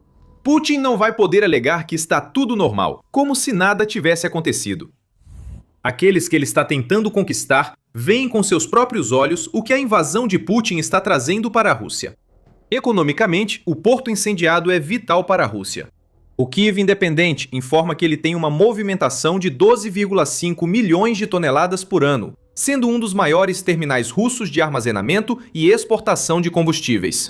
Produtos petrolíferos chegam por ferrovia, rio e estrada para serem enviados globalmente, inclusive a muitos países representados no SBF 2026. Possivelmente, delegados no SBF 2026 cogitavam novos acordos de petróleo com Putin. Agora terão que reconsiderar. Você não pode confiar na Rússia para cumprir suas promessas de petróleo quando tem a imagem de um porto em chamas gravada na sua mente. A Rússia entrou em modo de controle de danos. Alexandre Drozdenko, governador do Oblast de Leningrado e homem de confiança de Putin para preservar a narrativa sobre a cidade natal do presidente russo, já tenta transformar a humilhação de Putin em sucesso russo. Ele diz que as defesas aéreas de São Petersburgo repeliram o ataque ucraniano, inicialmente relatando 3 drones, mas depois aumentando para 30. Alguém parece não consegue manter a mesma versão. Será que os números estão aumentando porque Drozdenko precisa encontrar uma maneira de explicar por que há tanto fogo e fumaça em São Petersburgo? Já conhecemos as alegações da Rússia de ter interceptado todos os drones que a Ucrânia envia para o território russo. Drozdenko, ao menos, foi inteligente por não dizer que os destroços dos drones por acaso atingiram exatamente os alvos que a Ucrânia queria atingir. Mesmo que tivesse feito isso, não adiantaria. Apesar das alegações de interceptações, ele não pode negar o que os participantes do SBF 2026 veem. Essa realidade já está circulando por todas as redes sociais russas. O canal Toronto TV no Telegram compartilhou uma compilação da recente catástrofe que a Ucrânia causou a Putin. Vídeos mostram as consequências. Uma imagem mostra 3 colunas de fumaça no terminal de petróleo JSC de São Petersburgo, sinalizando que vários drones ucranianos atingiram o terminal diretamente. Outro mostra um grande incêndio no terminal, espalhando fumaça por todo lado. As defesas aéreas russas disparam ao fundo neste vídeo, mas ainda é possível ouvir o zumbido de um drone ucraniano após os tiros cessarem. Em outro vídeo, vemos o primeiro de outro ângulo. É enorme, impossível não notar, um monumento à escala do ataque da Ucrânia à cidade natal de Putin. O canal do Telegram também traz outra informação interessante. Às 6h de 3 de junho, autoridades de Leningrado alegaram um ataque de 50 drones. Parece que ninguém na Rússia consegue acertar os números. O presidente da Ucrânia, Volodymyr Zelensky, não tem hesitado em aumentar ainda mais o constrangimento de Putin. Enquanto aliados de Putin distorcem narrativas, Zelensky confirmou no Telegram que a Ucrânia foi responsável pelo ataque e que ele foi tão bem sucedido quanto mostram as imagens. Nossas sanções de longo alcance têm trazido bons resultados graças aos soldados do SBU, SBS, SSO, GUR e Serviço de Guarda de Fronteira do Estado. Zelensky declarou que alvos importantes na Rússia foram atingidos esta noite, incluindo o terminal de petróleo de São Petersburgo. Zelensky declarou que da fronteira da Ucrânia até esse alvo da indústria petrolífera russa, que apoia a guerra, são cerca de 1.100 quilômetros. Há um toque extra de sal na ferida de Putin. A referência aos 1.100 quilômetros é tão proposital quanto as ações da Ucrânia em São Petersburgo. É um recado para Putin e os participantes da Conferência Econômica. Drones ucranianos alcançam longas distâncias e atacam com força. Nenhum lugar na Rússia é seguro, nem mesmo a cidade escolhida por Putin para receber dezenas de milhares de pessoas. Mas talvez o maior sinal de que as coisas deram muito errado no SBF 2026, como se o incêndio fora de controle e a fumaça impossível de ignorar não fossem suficientes, seja o que está acontecendo no aeroporto de Pulkovo, em São Petersburgo. A Rússia precisou ativar o plano de segurança COVA no aeroporto, segundo o Kyiv Post, que receberia participantes do SBF 2026. Interrupções são frequentes, com mais de 10 voos de saída atrasados ou cancelados. Quem chegou ao aeroporto antes da conferência viu o pânico e sabe que, se a Ucrânia seguir com os ataques, pode ficar preso em São Petersburgo por mais tempo que o planejado. Novamente, é a mensagem. Esta é a realidade da guerra da Rússia. A verdadeira fumaça que se esconde por trás das cortinas de fumaça que Putin e seus comparsas criam. E não se engane, a Ucrânia quer que aqueles que estão indo para o SBF 2026 saibam que mais pode e vai acontecer. O Kyiv Independente informa que o SBU da Ucrânia divulgou uma declaração após o ataque, no qual teve papel devastador. Um futuro estável envolve incêndios frequentes em refinarias, depósitos de petróleo e terminais que garantem petrodólares ao Kremlin para financiar sua agressão, afirmou o SBU antes de emitir o alerta. Quanto mais a Rússia escolher a guerra em vez da paz, mais as instalações que a apoiam pegarão fogo. O terminal de petróleo da JSC Petersburgo está em chamas hoje, e mais drones chegarão em breve para mantê-lo incendiado. O que vimos em São Petersburgo foi para humilhar Putin, ficou claro. Também foi mais que isso. A Ucrânia atacou a cidade natal de Putin por vingança, já que a Rússia fez algo tão grave que exigiu resposta. Mais de 20 mil pessoas agora verão qual foi essa resposta. Antes de explicarmos por que a Ucrânia buscava vingança, lembramos que você está assistindo ao programa militar. Inscreva-se no canal agora se ainda não fez isso. Os ataques da Ucrânia em 3 de junho são só mais um dos vários constrangimentos que o presidente da Rússia teve que aceitar em maio. O mês começou com um sombrio desfile do Dia da Vitória de 2026, realizado sob ameaça de ataques de drones e transformando o evento, que deveria mostrar o poder russo, em algo deprimente sem a exibição dos tradicionais equipamentos do dia. Com o avanço do mês, ataques ucranianos ao petróleo russo causaram escassez de combustível na Crimeia, levando a restrições nos postos devido a incêndios em refinarias. Antes mesmo de 3 de junho, Putin já enfrentava dificuldades para agradar empresários internacionais, enquanto seu povo reclamava dos drones. Mas a humilhação foi apenas a primeira parte do objetivo da Ucrânia em 3 de junho. A segunda era a vingança. Para entender o motivo, devemos analisar as ações da Rússia em 2 de junho. A Rússia aproveitou a data para lançar um ataque devastador de mísseis e drones em toda a Ucrânia. A Al Jazeera relata que a contagem final de projéteis foi de 656 drones e 73 mísseis, que juntos tiveram como alvo Kiev, além das cidades de Dnipro, Kharkiv, Poltava e Zaporizhia. A Ucrânia fez o que pôde para deter o ataque. As defesas aéreas do país atuaram de forma admirável, derrubando 602 drones e 40 mísseis da Rússia. No entanto, a Rússia estava tentando causar o máximo de dano possível com esse ataque. O Conselho Atlântico informa que mais de 30 dos 73 mísseis lançados em 2 de junho eram balísticos, tornando esse um dos maiores ataques desse tipo da Rússia à Ucrânia desde a invasão de Putin. Dano era o que a Rússia queria causar, e dano foi o que a Rússia conseguiu. Mas Putin não atacou a infraestrutura, e sim os civis ucranianos. A Al Jazeera relata pelo menos 22 mortos e dezenas de feridos após o ataque russo, enquanto o Conselho Atlântico estima mais de 100 vítimas. Afirma que o ataque russo em 2 de junho é uma escalada na campanha contra civis ucranianos.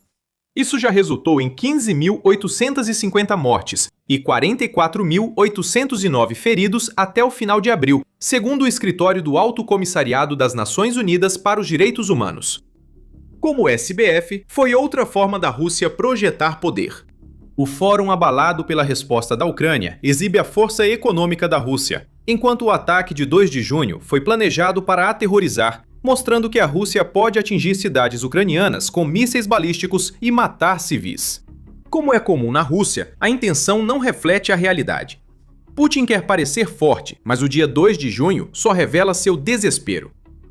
A invasão terrestre russa desmorona, enquanto Putin recebe vários dignitários estrangeiros em São Petersburgo. Apesar de ofensivas na primavera e verão para derrotar a Ucrânia, nos primeiros 5 meses de 2026, a Rússia não fez avanços reais no campo de batalha, enquanto os capachos de Putin sofreram cerca de 35 mil perdas mensais. E esses reveses crescentes enfraqueceram a tentativa do regime de Putin de mostrar a vitória russa na Ucrânia como certa. Em vez disso, o clima dentro da Rússia agora parece estar mudando para pior, com cada vez mais pessoas questionando a sabedoria da invasão e duvidando se Putin ainda pode realisticamente alcançar seus objetivos maximalistas na Ucrânia, relata o Conselho Atlântico. O dia 2 de junho deveria recolocar a Rússia no topo e mostrar ao mundo, antes do SBF 2026, que continua sendo a força que Putin afirma.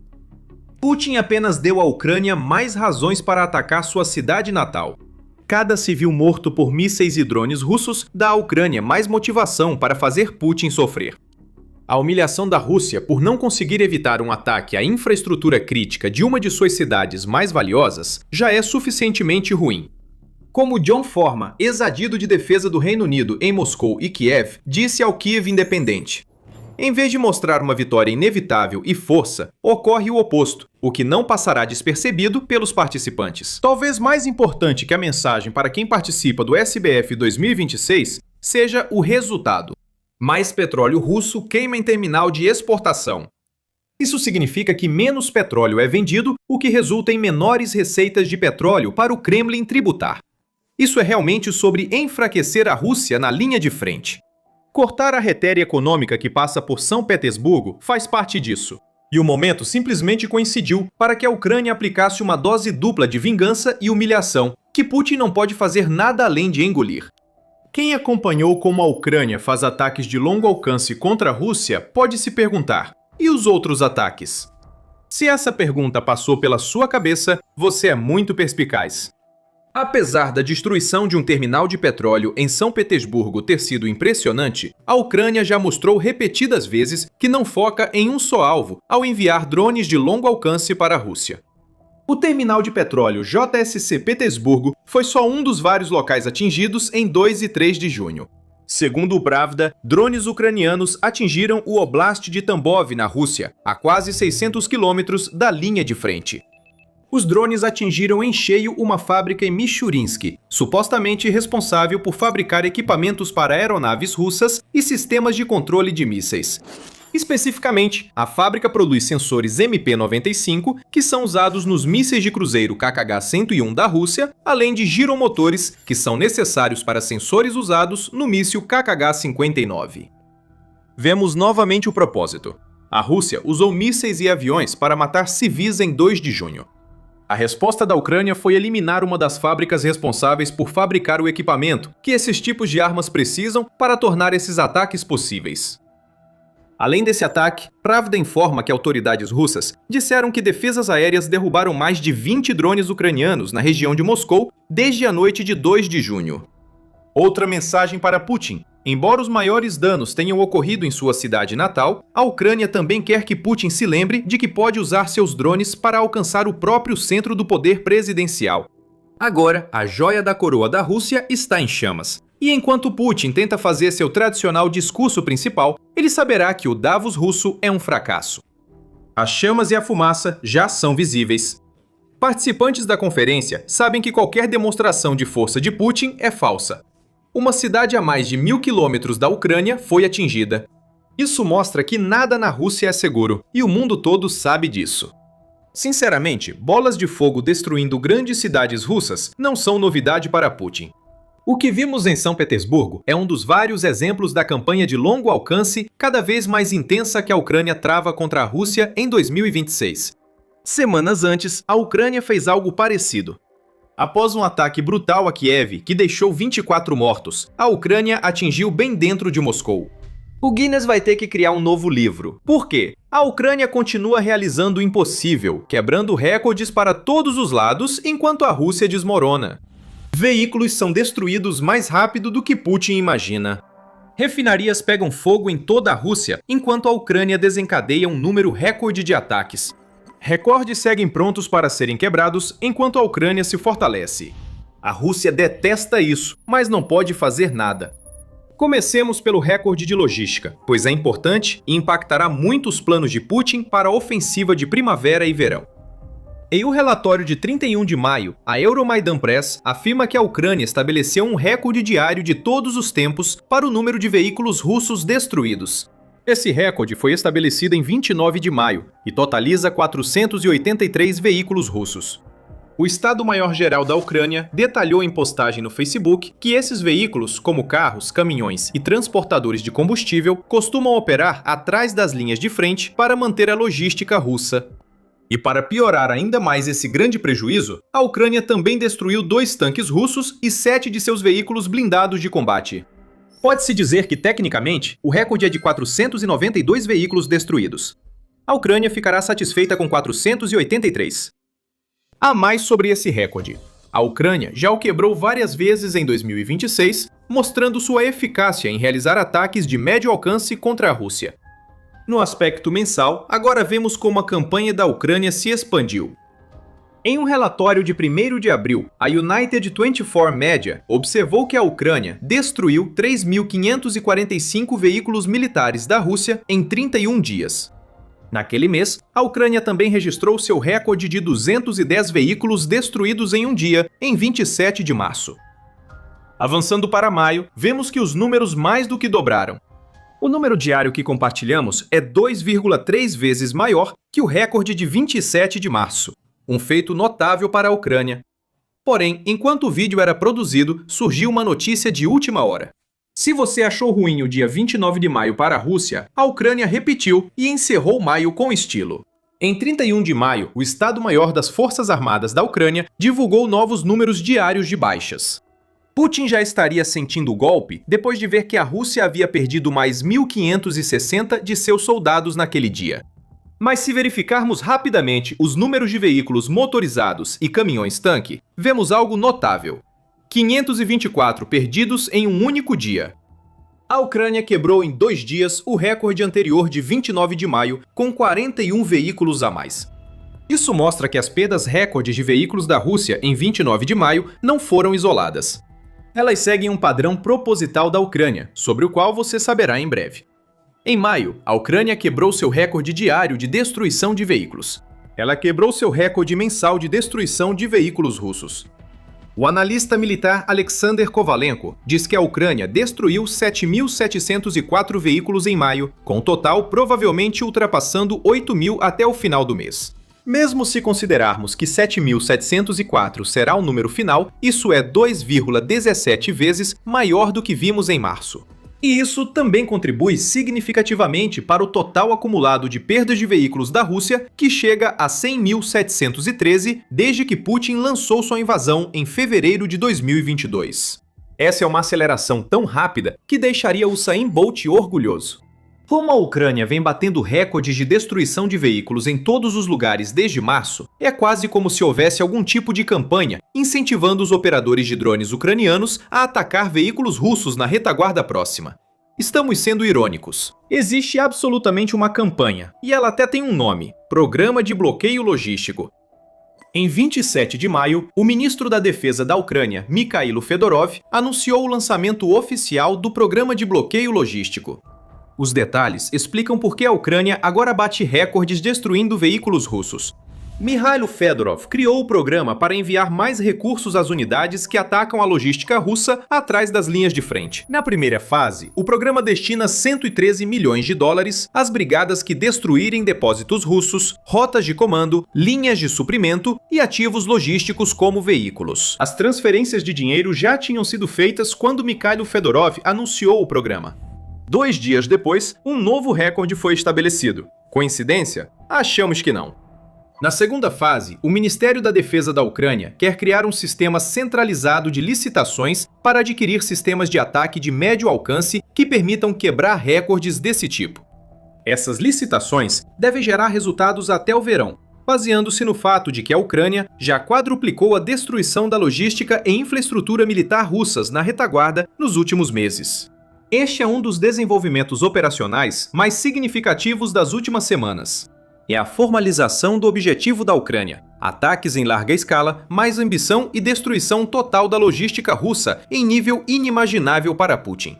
O programa de bloqueio logístico já resultou em um recorde dentro de 2 dias após ser oficializado. E estamos dispostos a apostar que o recorde já insano de 29 de maio será quebrado em algum momento num futuro muito próximo.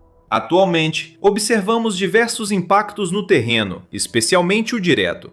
Não é difícil ver veículos russos queimados no local. O principal indício do que a Ucrânia faz vem do corredor terrestre entre a Crimeia ocupada e Donetsk, fechado após uma série de ataques ucranianos de médio alcance que destroem muitos veículos russos. A estrada Manhush-Badiansk está fechada para todo o tráfego desde 31 de maio, mostrando que a Rússia nega acesso às vias ocupadas ao próprio povo. O tráfego desviado foi direcionado para uma rota alternativa na costa, que logo ficou congestionada. Segundo a Forbes, a Ucrânia intensificou ataques em todos os territórios ocupados do sul, destacando mais de 125 ataques ao corredor terrestre entre Crimeia e Donetsk. Sem confirmação oficial de novo recorde, mas a escala desses ataques em relação aos anteriores sugere que sim. Não por acaso, a Ucrânia fez o que a imprensa Euromaidan chamou de show de fogo neste trecho fechado da rodovia, destruindo caminhões-tanque, caminhões e um reboque dias antes. Trechos de estrada entre Budiansk, Zankoi e Melitopol também foram alvo. Estes são apenas alguns exemplos. Passaríamos o dia todo listando cada ataque ucraniano que levou a este mês recordista. Mas, enquanto veículos russos ardem e a logística russa da retaguarda imediata é destroçada, são os problemas na linha de frente que realmente criam dificuldades para Putin. A logística comprometida cria problemas para as tropas. Vários deles, na verdade, começando por dificultar as tentativas da Rússia de enviar soldados para as linhas de frente. Segundo a Ukrinform, ela afirma que os ataques recordes da Ucrânia em toda a linha de frente e na retaguarda tornaram incrivelmente difícil para a Rússia transportar pessoal para a linha de frente. O veículo aponta para um relatório de 27 de maio do Instituto para o Estudo da Guerra, ou ISW, que afirma que ataques de médio alcance estão ativamente dificultando a capacidade da Rússia de transportar pessoal para as linhas de frente, assim como de abastecer e manter posições na linha de frente, o que reduziria significativamente o número de reservistas adicionais que poderiam sequer chegar à linha de frente, onde poderiam impactar as operações terrestres russas nas condições atuais. Segundo o ISW, o uso estratégico de drones pela Ucrânia para destruir veículos e pontos logísticos garante vantagem tática em partes da linha de frente, facilitando os intensos contra-ataques realizados na primavera. Então, a ofensiva da Rússia está ficando mais fraca e suas defesas estão desmoronando. Também vai mal no transporte de combustível. Dissemos que a Ucrânia destruiu caminhões de combustível na corredor terrestre entre Crimeia e Donetsk. Isso não é uma escolha aleatória de alvos. Em 22 de maio, o Moscow Times informou que autoridades de ocupação, apoiadas pelo Kremlin na Crimeia, tiveram que racionar gasolina em Sebastopol após uma série de ataques ucranianos a ativos logísticos. Com as novas restrições, cidadãos só podem comprar 20 litros de gasolina por veículo ou recipiente, cerca de 5,2 galões. A medida ocorre enquanto o processamento de petróleo nas refinarias russas caiu para 4,69 milhões de barris por dia, mais um recorde, o menor nível desde 2009. A Ucrânia pode estar envolvida nisso. Vamos explicar como outro recorde ucraniano contribui para os sérios problemas de gasolina na Crimeia, mostrando a ampliação do alcance da Ucrânia na retaguarda russa. Apesar de afetar o transporte de tropas e o abastecimento de combustível a civis na Crimeia, o principal problema para Putin está na linha de frente. Soldados russos morrem em números recordes, principalmente devido à campanha ucraniana contra a logística russa. Já falamos bastante sobre a Ucrânia bater recordes de baixas mensais em 2026. Tanto em março quanto em abril, a Rússia perdeu mais de 35 mil soldados. Não temos os números de maio no momento da criação deste vídeo, mas é bem provável que eles sejam ainda maiores do que os que vimos nos 2 meses anteriores. Será mais um recorde quebrado, sem surpresa. Segundo o relatório de 29 de maio da Al Jazeera, o fraco desempenho da Rússia, aliado à estratégia devastadora da Ucrânia, triplicou as perdas russas por quilômetro quadrado conquistado. Em 2025, a taxa era de 67 por quilômetro quadrado. Agora são 179 russos mortos ou feridos para cada quilômetro quadrado que a Rússia conquista na Ucrânia. Recordes estão sendo batidos à custa de sangue. E tem mais, já citamos Sebastopol e seus problemas com gasolina. Assim como em todos os outros problemas que destacamos para a Rússia até agora, não há nada de coincidência no que está acontecendo na Crimeia. É o resultado direto da Ucrânia quebrando ainda mais recordes. Mas antes de chegarmos a isso, se esse é o tipo de análise sobre a guerra na Ucrânia que você quer ver, certifique-se de se inscrever no programa militar. A gente explica tudo assim toda semana. Problemas com a gasolina e outro recorde. Você já deve imaginar o que diremos a seguir. Em maio, a Ucrânia atacou mais refinarias e instalações energéticas russas do que nunca, causando sérios problemas para Putin no setor de combustíveis. O comandante das Forças de Sistemas Não Tripulados da Ucrânia, Robert Brovdi, anunciou no Telegram as conquistas dos ataques ucranianos a instalações petrolíferas em maio.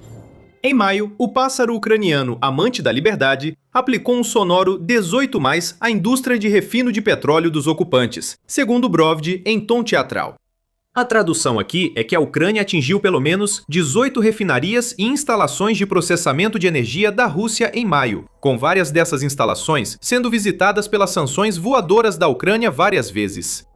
Brovdi até fornece uma lista. Moscou, Saratov, Tuapse 5.0.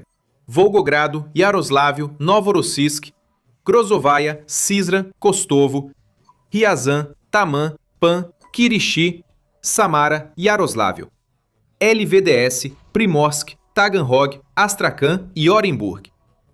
Plantas de processamento de gás, diz Brovdi. Listamos 19, podendo chegar a 23 se considerarmos cada ataque em Tuapse como individual. Os ataques foram além de 1 ou 2 drones, atingindo telhados de prédios. Eles foram eficazes e devastadores. Brodsky declara que mais da metade das instalações em sua lista foi obrigada a suspender suas operações em algum momento durante o mês de maio, o que nos mostra que a Ucrânia não está apenas atingindo instalações de energia, mas está atingindo partes críticas dessas instalações que precisam ser reparadas. Antes que a Rússia retome a produção de mais derivados de petróleo para vender ou enviar às linhas de frente. Brodsky deixa isso claro com mais uma de suas declarações dramáticas ao dizer: esfaquear a antílope dourada do petróleo é o principal objetivo desta festa, porque cada barril de lama negra é convertido em Shaheds, Calibers e Iskanders, e voa, voa, voa. Maio marcou um clímax sem precedentes a uma campanha contra a energia russa que já dura há muito tempo. Em 22 de maio, o Kyiv Independente informou que a Ucrânia já havia atacado refinarias russas 158 vezes. Esse número já deve passar de 160 e tende a crescer. 24 das 33 principais refinarias da Rússia foram atacadas, muitas mais de uma vez, e a Ucrânia atingiu todas as refinarias de petróleo da parte europeia do país. Aquelas mais distantes também vão se tornar alvos em breve, já que a Ucrânia desenvolveu a capacidade de bater recordes de distância junto com recordes de volume de ataques. Mas vamos chegar a isso em um instante. A Ucrânia não dá sinais de que vai diminuir o ritmo na destruição do petróleo e gás russos. Em 1º de junho, o Japan Times noticiou que na noite anterior, drones ucranianos atacaram alvos em toda a Rússia, como uma estação de bombeamento de oleoduto, um depósito de combustível e a refinaria de Saratov. Você deve se lembrar dessa refinaria como a segunda da lista que Brovdi compartilhou. Isso já são pelo menos 2 ataques que Saratov teve que suportar em maio. Essa refinaria também não fica perto da Ucrânia. Os drones precisaram viajar cerca de 700 quilômetros para alcançá-la, disse o presidente ucraniano Volodymyr Zelensky. O principal destaque foi o ataque à estação de bombeamento de petróleo na região de Kirov. Os drones da Ucrânia percorreram 1.300 quilômetros para realizar esse ataque. Esse não é um recorde. O ataque mais longo da Ucrânia na guerra foi de 1.750 quilômetros. Isso mostra que a campanha de drones da Ucrânia vai além das linhas de frente e da retaguarda russa na Ucrânia ocupada. Isso ocorre em todos os lugares, enquanto drones ucranianos atingem mais longe e com mais força do que nunca. O impacto é claro de se ver, especialmente em lugares como a Crimeia, onde os civis estão sentindo o impacto da guerra não pela morte ou ferimentos causados por drones, mas pela perda de combustível essencial devido à escassez que a Ucrânia está criando. A crise de combustível, assim como os ataques de drones ucranianos, vai se ampliar enquanto a Ucrânia mantiver a pressão. Porém, a principal perda para Putin é o impacto dos ataques recordes da Ucrânia na exportação de combustíveis russos. Em relatório de 1º de junho, a Reuters informou que a Rússia proibiu exportações de combustível de aviação até 30 de novembro. Isso indica que a Rússia precisa tomar decisões difíceis. O país precisa vender combustível. Tributar a receita gerada pelo petróleo e seus derivados mantém bilhões de dólares no caixa de guerra de Putin, mas esse combustível também é essencial na linha de frente. Sem combustível de aviação, pilotos russos não conseguem realizar ataques de longo alcance contra a Ucrânia. Se tirar isso dos compradores estrangeiros, o dinheiro diminui. No fim, o resultado é o mesmo. A máquina de guerra da Rússia enfraquece. Essa é a genialidade da estratégia ucraniana. Ataques recordes de drones a instalações energéticas russas têm impacto claro. Sobre drones, temos outro recorde para compartilhar. Em 27 de maio, a United 24 Media anunciou que a Ucrânia quebrou outro recorde com um ataque de drone FPV inédito na guerra. Para contextualizar, drones FPV estão presentes nas linhas de frente. Eles deveriam ser drones de curto alcance que normalmente operam na faixa de 15 a 20 quilômetros e são a chave para as zonas de morte que a Ucrânia criou nos arredores dos territórios que a Rússia quer conquistar. Agora, as limitações de alcance desses drones ficaram no passado. Segundo o analista militar Serhiy Stenenko, a Ucrânia realizou uma operação com um drone FPV que percorreu 102 quilômetros em territórios ocupados. Isso é um drone FPV atingindo a média distância. E a Ucrânia conseguiu isso sem usar nave-mãe para aproximar o drone do alvo. A United 24 Media afirma que o novo recorde mostra o avanço da Ucrânia em energia, navegação e estabilidade de controle de longo alcance em drones FPV. E só para deixar o ponto ainda mais claro, o alvo desse voo recorde de drone FPV foi um veículo russo. Um recorde quebrado para ajudar outro que logo seria batido. A Ucrânia acumula recordes como um milênio que descobriu o vinil. E agora que a Ucrânia tem drones FPV que podem percorrer até 100 km, vamos ver zonas letais ampliadas e ainda mais ataques contra a retaguarda próxima russa. Tudo isso alimentando os muitos problemas que Putin já enfrenta enquanto tenta impulsionar a ofensiva de primavera e verão da Rússia. Vamos encerrar com uma coda. O único recorde que a Ucrânia não bateu em maio foi o de ataque de longo alcance, como já mencionamos. O 1.750 quilômetros é uma marca impressionante de se superar, a ponto de parecer um objetivo impossível, mas não é. Em relatório de 30 de maio, o Euromaidan Press revelou que a principal diretoria de inteligência ucraniana agora possui drones com alcance de até 3.400, 3.500 quilômetros. Isso significa que não é apenas a Rússia europeia que está em perigo. Territórios do Extremo Oriente, como a região siberiana de Krasnoyarsk, tornaram-se alvos. Por enquanto, é apenas uma alegação de capacidade, não um alcance de ataque já demonstrado. Mas a Ucrânia costuma cumprir o que promete fazer. Fique atento, em breve, talvez noticiemos que a Ucrânia superou seu recorde de alcance de 1.750 quilômetros. Putin apenas assiste enquanto a Ucrânia quebra recordes e destrói a logística russa. Já falamos da ponte terrestre para a Crimeia. Os ataques que a fecharam fazem parte de uma estratégia ucraniana maior para retomar a Crimeia, após mais de 10 anos de ocupação russa ilegal. Durante anos, a Rússia foi considerada como tendo um dos exércitos mais modernos do mundo, uma afirmação que inclui suas aeronaves. Enquanto o Ocidente tem o F-22 e o F-35 e a China tem o J-20, a Rússia tem o Su-57 Felon. No papel, é um caça furtivo de quinta geração, construído sobre o gênio soviético, forjado a partir de décadas de domínio aeroespacial e do desejo de superar os projetos americanos. Moscou chama o Su-57 de joia da coroa das forças aeroespaciais russas. A mídia estatal o chama de revolucionário. Um general russo chegou a afirmar que ele estava prestes a se tornar o primeiro caça de sexta geração do mundo. Mas essa história está começando a parecer cheia de furos, porque o Su-57 não é uma joia da coroa, é uma ilusão cuidadosamente mantida. E isso é comprovado por estatísticas reais, dados e experimentos, incluindo aqueles do criador do Su-57, o fabricante russo de aeronaves, os próprios registros de patentes da Sukhoi. Acontece que o Su-57 pode estar tão superestimado que chega a bater um recorde de equívocos sobre seu desempenho e capacidades.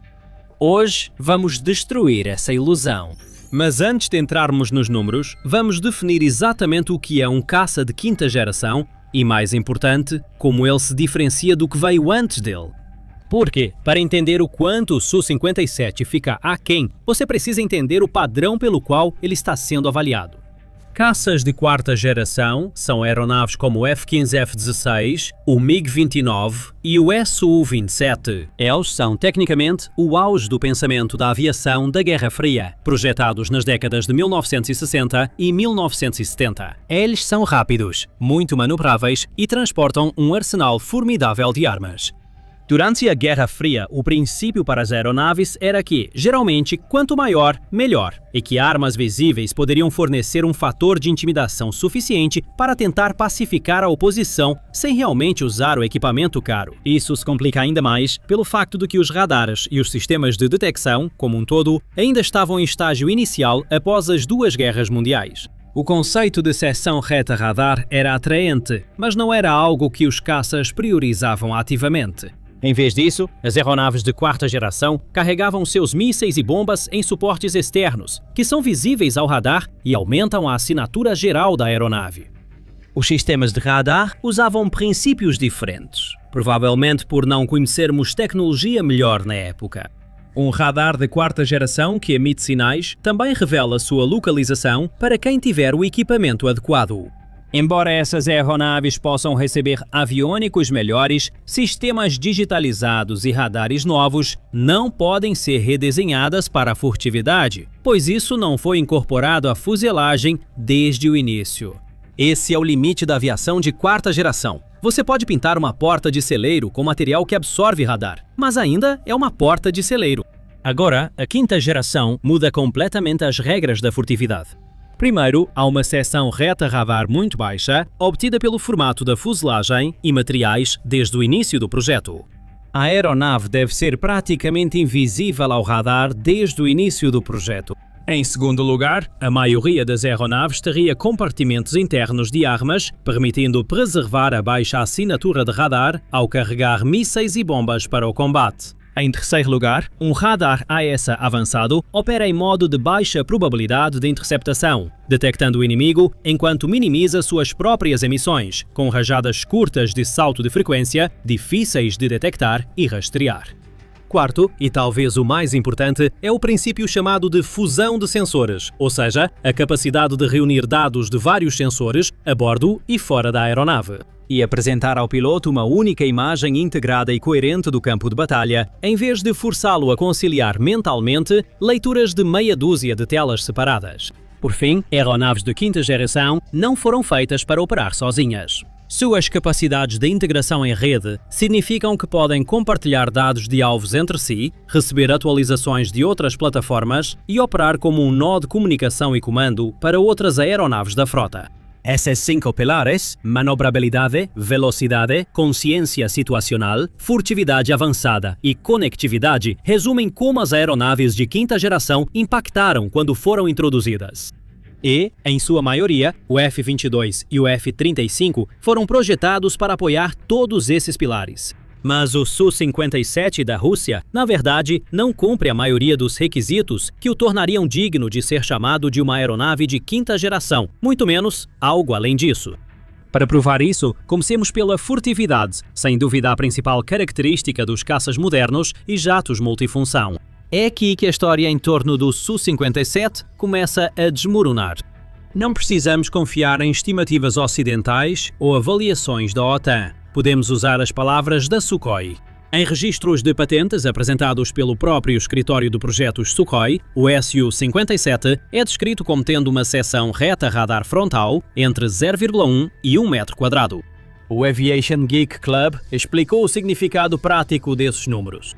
Alguns especialistas em aviação afirmam que a faixa de RCS é comparável à de um FA-18 Super Hornet em configuração IMPA ou a de um míssil de cruzeiro Tomahawk. Nenhuma dessas plataformas jamais foi comercializada como uma aeronave furtiva. A Boeing nunca chamou o Super Hornet de caça furtivo de quinta geração. Ainda assim, essa é a assinatura de radar que a principal joia da Rússia alega ter. Agora compare isso com o F-35. O F-35 Lightning II tem uma seção reta radar frontal de aproximadamente 0,001 a 0,005 metros quadrados, mais ou menos do tamanho de uma bola de golfe. A própria patente do Su-57 indica que sua assinatura pode ser até 1000 vezes maior do que isso. Pare um instante para notar a diferença de escala.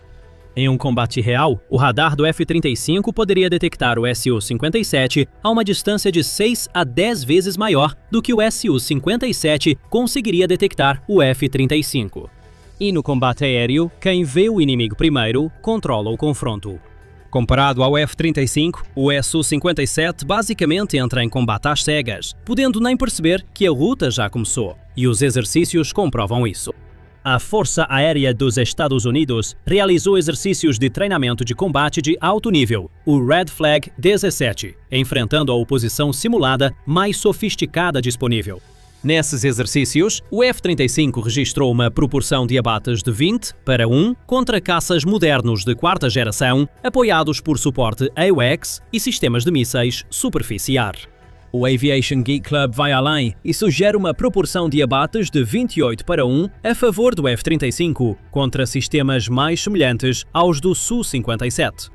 Isso é uma desvantagem terrível quando são necessários 28 dos seus caças mais avançados para derrubar apenas um equivalente americano. Depois, há um possível problema com o motor da aeronave. O caça Su-57 atualmente utiliza o turbofan com pós-combustão Saturn AL-41 F1, um motor basicamente herdado do Su-35 e que nunca foi projetado como solução para esse modelo.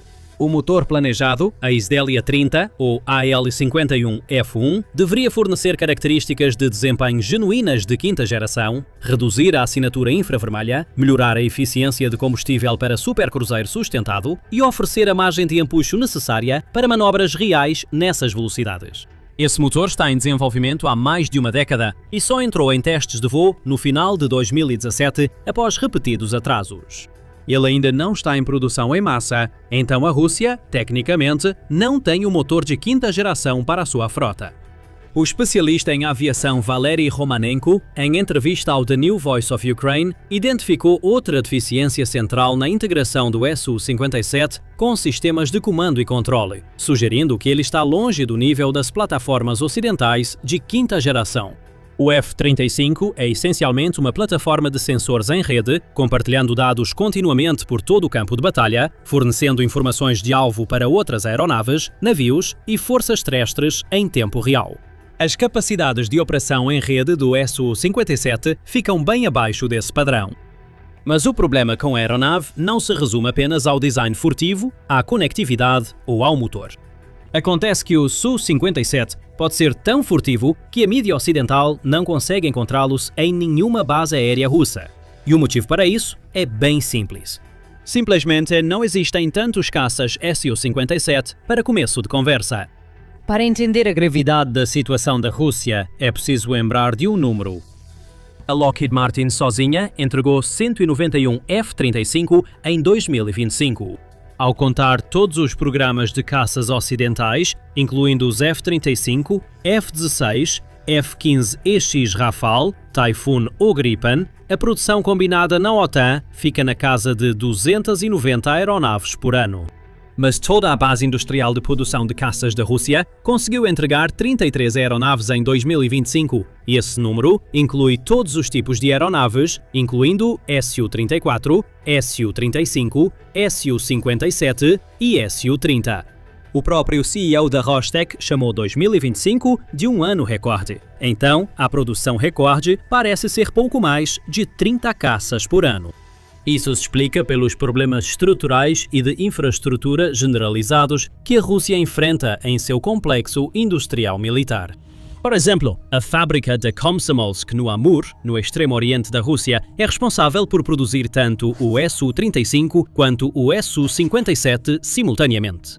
Isso significa que a capacidade limitada da fábrica é dividida entre dois programas que competem pelo mesmo espaço físico, pelo mesmo grupo de trabalhadores e pela mesma cadeia de suprimentos. A modernização dessa fábrica sozinha está estimada em cerca de 1 bilhão de euros, ou 1,1 bilhão de dólares ao longo de 5 anos. Algo que a Rússia não está muito disposta a financiar quando mal está conseguindo vencer uma guerra na Ucrânia nos últimos 4 anos. Mesmo que a Rússia financie a modernização, não está claro exatamente quando a produção poderá ser acelerada e em que medida. Além disso, existe o gargalo de capital humano na produção de aeronaves. A Rússia já reclamou publicamente que estava faltando 400 mil técnicos e engenheiros no complexo industrial militar.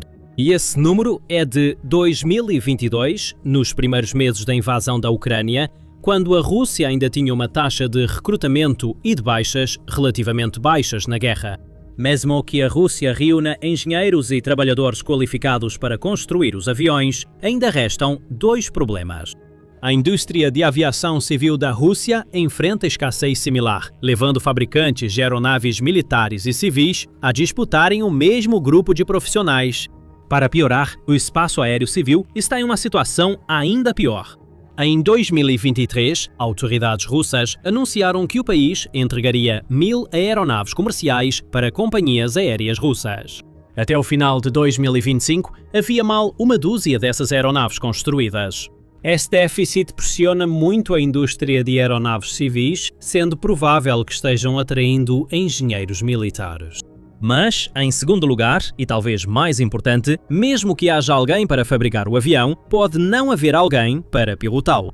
Uma análise técnica independente indica que são necessárias cerca de 3.000 horas de prática para treinar um técnico nos sistemas avançados de eletrónica e aviónica do avião. Esse tipo de treinamento é quase impossível de ser realizado quando o país está em uma guerra de verdade. A Rússia precisa acelerar essa implantação se quiser realmente colocar mais Su-57 em operação. E as sanções agravaram cada um desses problemas. Antes da invasão em larga escala da Ucrânia, a Rússia dependia muito de aviónicos ocidentais, microeletrónica e equipamentos de manufatura de precisão. Essas cadeias de suprimentos agora estão cortadas. Em 2023, aproximadamente 90% da microeletrónica da Rússia vinha da China. Esses componentes nem sempre equivalem às peças ocidentais substituídas que chegavam por terceiros com custo bem mais alto. O impacto é visível nos números dos caças. A produção do Su-34 aumentou de 9 aeronaves em 2022 para 11 em 2023, contra uma meta de 17 para 2025. Para o Su-35, a Rússia encomendou 15 em 2024, mas conseguiu entregar apenas 12. Compare-se com a trajetória da produção russa de tanques, drones e projéteis de artilharia, que aumentou entre 2 e 10 vezes desde a invasão. O contraste revela algo importante. Munições e veículos blindados produzidos em massa podem ser aumentados com a infraestrutura industrial herdada da era soviética. Caças não podem. Eles precisam de componentes de precisão com tolerâncias estreitas, e qualquer interrupção na cadeia de suprimentos afeta todo o processo de montagem. A situação ficou tão grave que a Rússia, segundo relatos, tentou readquirir componentes eletrónicos militares que antes fornecera à Índia e Myanmar. Ela estaria desviando peças de exportação para abastecer sua produção doméstica. Isso é sacrificar as próprias relações internacionais para sobreviver. E, em meio a tudo isso, o Su-57 na verdade recebe apenas as sobras, depois que as linhas do Su-34 e do Su-35 pegam sua parte. Em 2025, isso resultou em 2 entregas do Su-57 para a Força Aérea Russa durante o ano inteiro. Mas antes de continuarmos, certifique-se de estar inscrito no The Military Show. Postamos notícias e análises detalhadas todos os dias para que você fique bem informado. Agora voltando ao Su-57. Além dos problemas na cadeia de suprimentos e de furtividade, há um possível problema que a Rússia talvez não consiga superar. Ninguém quer comprar o avião, impedindo que a Rússia lucre com novas vendas. Isso se relaciona à guerra na Ucrânia, mas tem raízes mais profundas. Por décadas, as exportações de armas russas foram um pilar geopolítico que separava o Ocidente do Oriente, os capitalistas do mundo socialista. Países como Índia, Egito, Argélia e Vietnã construíram toda a sua força aérea em torno de equipamentos russos. A Rússia era fornecedora, parceira de manutenção e via para atualizações. E essas relações estão desmoronando. De acordo com o Instituto Internacional de Pesquisa para a Paz de Estocolmo, as exportações de armas russas caíram 53% entre os períodos de 5 anos, de 2014 a 2018 e de 2019 a 2023. Em 2019, a Rússia exportava armamentos de grande porte para 31 países. Em 2023, esse número havia caído para 12. Os dados de cada país, isoladamente, são ainda mais negativos. As exportações russas para a Índia caíram 34%, para o Egito 54% e para o Vietnã impressionantes 91%. Esses números refletem mais que a pressão das sanções ocidentais. Os clientes veem que a Rússia mal avança na guerra que iniciou. E ficam hesitantes em comprar esse mesmo equipamento ou, na maioria dos casos, equipamentos ainda piores, já que a maioria das versões para exportação são relativamente mais fracas do que as versões domésticas. Para manter segredos militares, mas esses dois grandes compradores são o problema da Rússia agora. Índia e China juntas representaram 55% das exportações de armas russas no período de 2020 a 2024. Agora, ambas buscam outros fornecedores. A Índia cancelou aquisições, atrasou pagamentos e está planejando ativamente modernizar suas aeronaves de fabricação russa existentes sem a participação da Rússia, cortando Moscou completamente da receita de manutenção e atualização.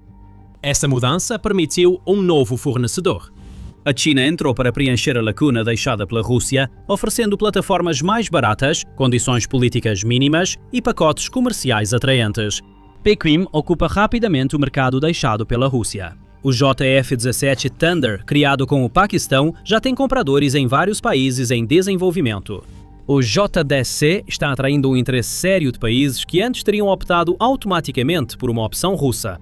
Essa dinâmica é reforçada pela guerra na Ucrânia, que mostrou em tempo real as limitações do poder aéreo russo para todos os países. Países que antes toleravam atrasos nas entregas russas e deficiências de capacidade porque não havia alternativa viável, agora estão descobrindo que existem alternativas e a China está fazendo questão de que eles saibam disso. Com isso, o programa de exportação do Su-57 estava praticamente acabado antes mesmo de começar. A Argélia recebeu 2 caças de um pedido de 14.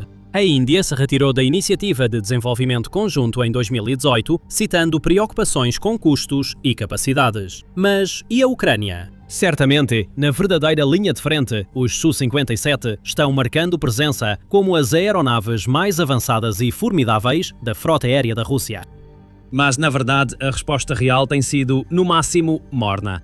De acordo com a maioria dos analistas militares ao redor do mundo, a Rússia falhou em alcançar a superioridade aérea sobre a Ucrânia, uma tarefa que deveria ser motivo de riso quando o inimigo está usando os mesmos aviões que você, apenas uma geração mais antiga e em condições piores. A Ucrânia chegou a revender algumas aeronaves à Rússia para pagar dívidas de energia em 1999.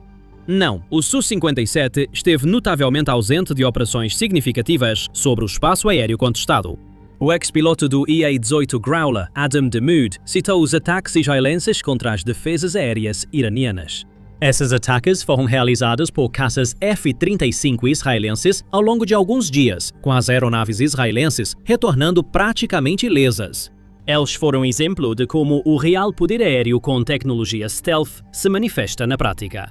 Segundo ele, a OTA poderia realizar essas missões contra as defesas aéreas russas e voos posteriores não enfrentariam grande oposição. Mas a Rússia não consegue fazer isso na Ucrânia, um país que tem uma fração do orçamento e das capacidades antiaéreas da OTAN. E seu caça de quinta geração passou boa parte da guerra lançando mísseis de cruzeiro e bombas não guiadas do espaço aéreo russo, em vez de disputar o controle aéreo na linha de frente.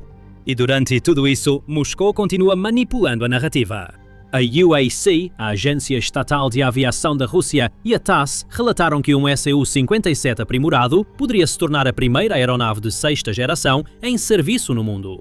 Viktor Bondarev, ex-comandante das Forças Aeroespaciais Russas e agora presidente do Comitê de Defesa e Segurança do Conselho da Federação, fez uma declaração oficial, chamando-o de o melhor em termos de características furtivas, incorporando tudo de melhor que existe na ciência da aviação moderna.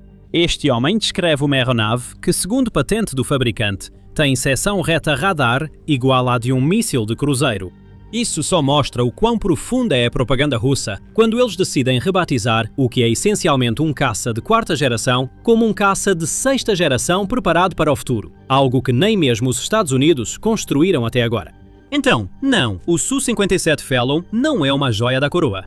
É um símbolo do que acontece quando um complexo militar-industrial construído sobre as bases da Guerra Fria tenta competir com a engenharia aeroespacial ocidental do século XXI. Enquanto, ao mesmo tempo, absorve o impacto das sanções, da capacidade de fabricação reduzida e de uma guerra de atrito que consome recursos que não pode repor. A Rússia tem menos de 35 Su-57 operacionais após anos de produção. Seu único cliente de exportação recebeu apenas 2 caças em alguns anos. Os motores estão 10 anos atrasados no cronograma e o desempenho de furtividade está documentado como sendo 1000 vezes pior do que o da aeronave com a qual deveria competir.